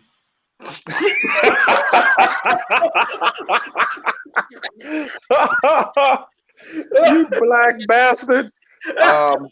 Racist. I would agree to disagree with Hanif. What's the point of a vote if there's no tangibles around it? That's one of the main reasons why the Democrats are scrambling right now and throwing all this propaganda and counter messages and narratives out there, because the black vote isn't just there for them like it's been there for the past 5 or 6 decades. So if no one's willing to offer anything tangible, like every other group and organization that asks for tangible things for their votes, and if they're not willing to do it for us, let them suffer. All right. Key Dodds, he shine you up. What's up? Now I'm gonna have to agree with Hanif and agree to disagree with Rob, but agree with everybody. But the thing is, I think that the vote. I did that on purpose. Rob did that bullshit with that. That's why I did it. I gotta take some Ritalin after that, man. You got me messed I up. did that on purpose because of that bullshit. But biting my uncle, it was done. But no, I think it's contradictive, and one of the worst things that you can do is hold a vote without educating that vote and telling people we got to educate people on what to do with that vote and how to make it work after. It's not just about November 3rd. It's every single day after. So to hold the vote means nothing. That means that we're going to have lesser than what we want every time we hold the vote, because then we're going to be out of the picture. We're not even in the room yet. So we got to make sure we get in the room to the table with our vote. And like you said, Rob, the one thing I do agree with, we do have to have tangibles that are at the table that we have to have. And we have to make sure that we hold these politicians accountable to making those things happen. But we can't do that without voting. So that's just where I stand with that. And, you can go kiss your Uncle Donald Trump.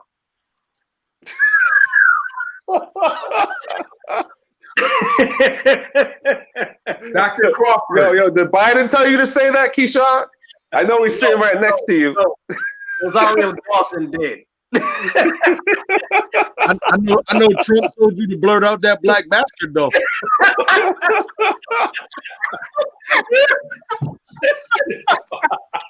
Yo, come on, Soul Glow. Get it. All right, man. Yeah, so we touched on it earlier, but really, to go back to the whole celebrity thing and the monolith thing, I don't really care. Whoever's telling you hold your vote or whatever, look, this is the real world, baby. You're in it. So, do whatever you think is best. But what I'm going to say is, if I were you, educate yourself the best. And when we say, on code, brother, like, who's on code? What are you talking about? Is your vote being informed by what? Tariq Nasheed? Dr. Umar? Like another one of these YouTubians? Is it T.I.? Is it Killer Mike? Is it Ice Cube? Like, what is your vote informed by? Who is on code and all this type of stuff? You got to develop your own code for yourself. And I hope that it's based on facts and reality and study and research. Because a lot of this whole like on code thing, for me, the most time that I've heard that is dealing with folks like Tariq Nasheed and those folks, and all of that ilk is clown and clickbait and like nonsense to me. So we need to remove that, figure out where you are, where your ideals are, and at the end of the day, do wherever your heart drives. But do not be led by fools into destruction. Well, all right. Thank you. All right, y'all. This is On Deck. My name is D.Moss. I want to thank Rob Jones, Jamal Crawford, Keyshawn Dodds, and Neve Nelson for joining us. We had my man Ty Allen from Brooklyn, New York on earlier. And again, your vote is relevant. It's as relevant as you want it to be. My dad used to say a vote is like a dollar bill. You keep the money you spend. It's up to you to choose and determine how you want to spend that money. If you want to save your vote, that's fine. Just have a plan behind it. If you're going to use that vote, that's fine. Just have a plan behind it.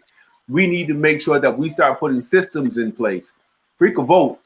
We need systems in place that will support that vote, and then support the work that we have to do afterwards. For all the folks who are saying don't vote, look at their past and find out if they've ever voted. Find out if they've ever been politically involved. You have a lot of folks who sit around the barbershop who talk about elections and politicians and the political process as if they've ever been involved in any type of process. You can't be a Facebook warrior. You can't be a barbershop beauty salon superstar. At some point, the feet got to hit the ground. You got to walk through your neighborhoods, talk to the people who you care about or who care about you. Put plans in place. Be strategic. Put yourself in a position to be voted for if you don't like the options. We all have that option. Ladies and gentlemen, this is On Deck.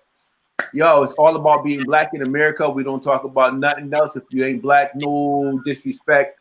Sometimes we just have to sit back, kick back, and talk about us. This is On Deck. Peace, everybody. Boom.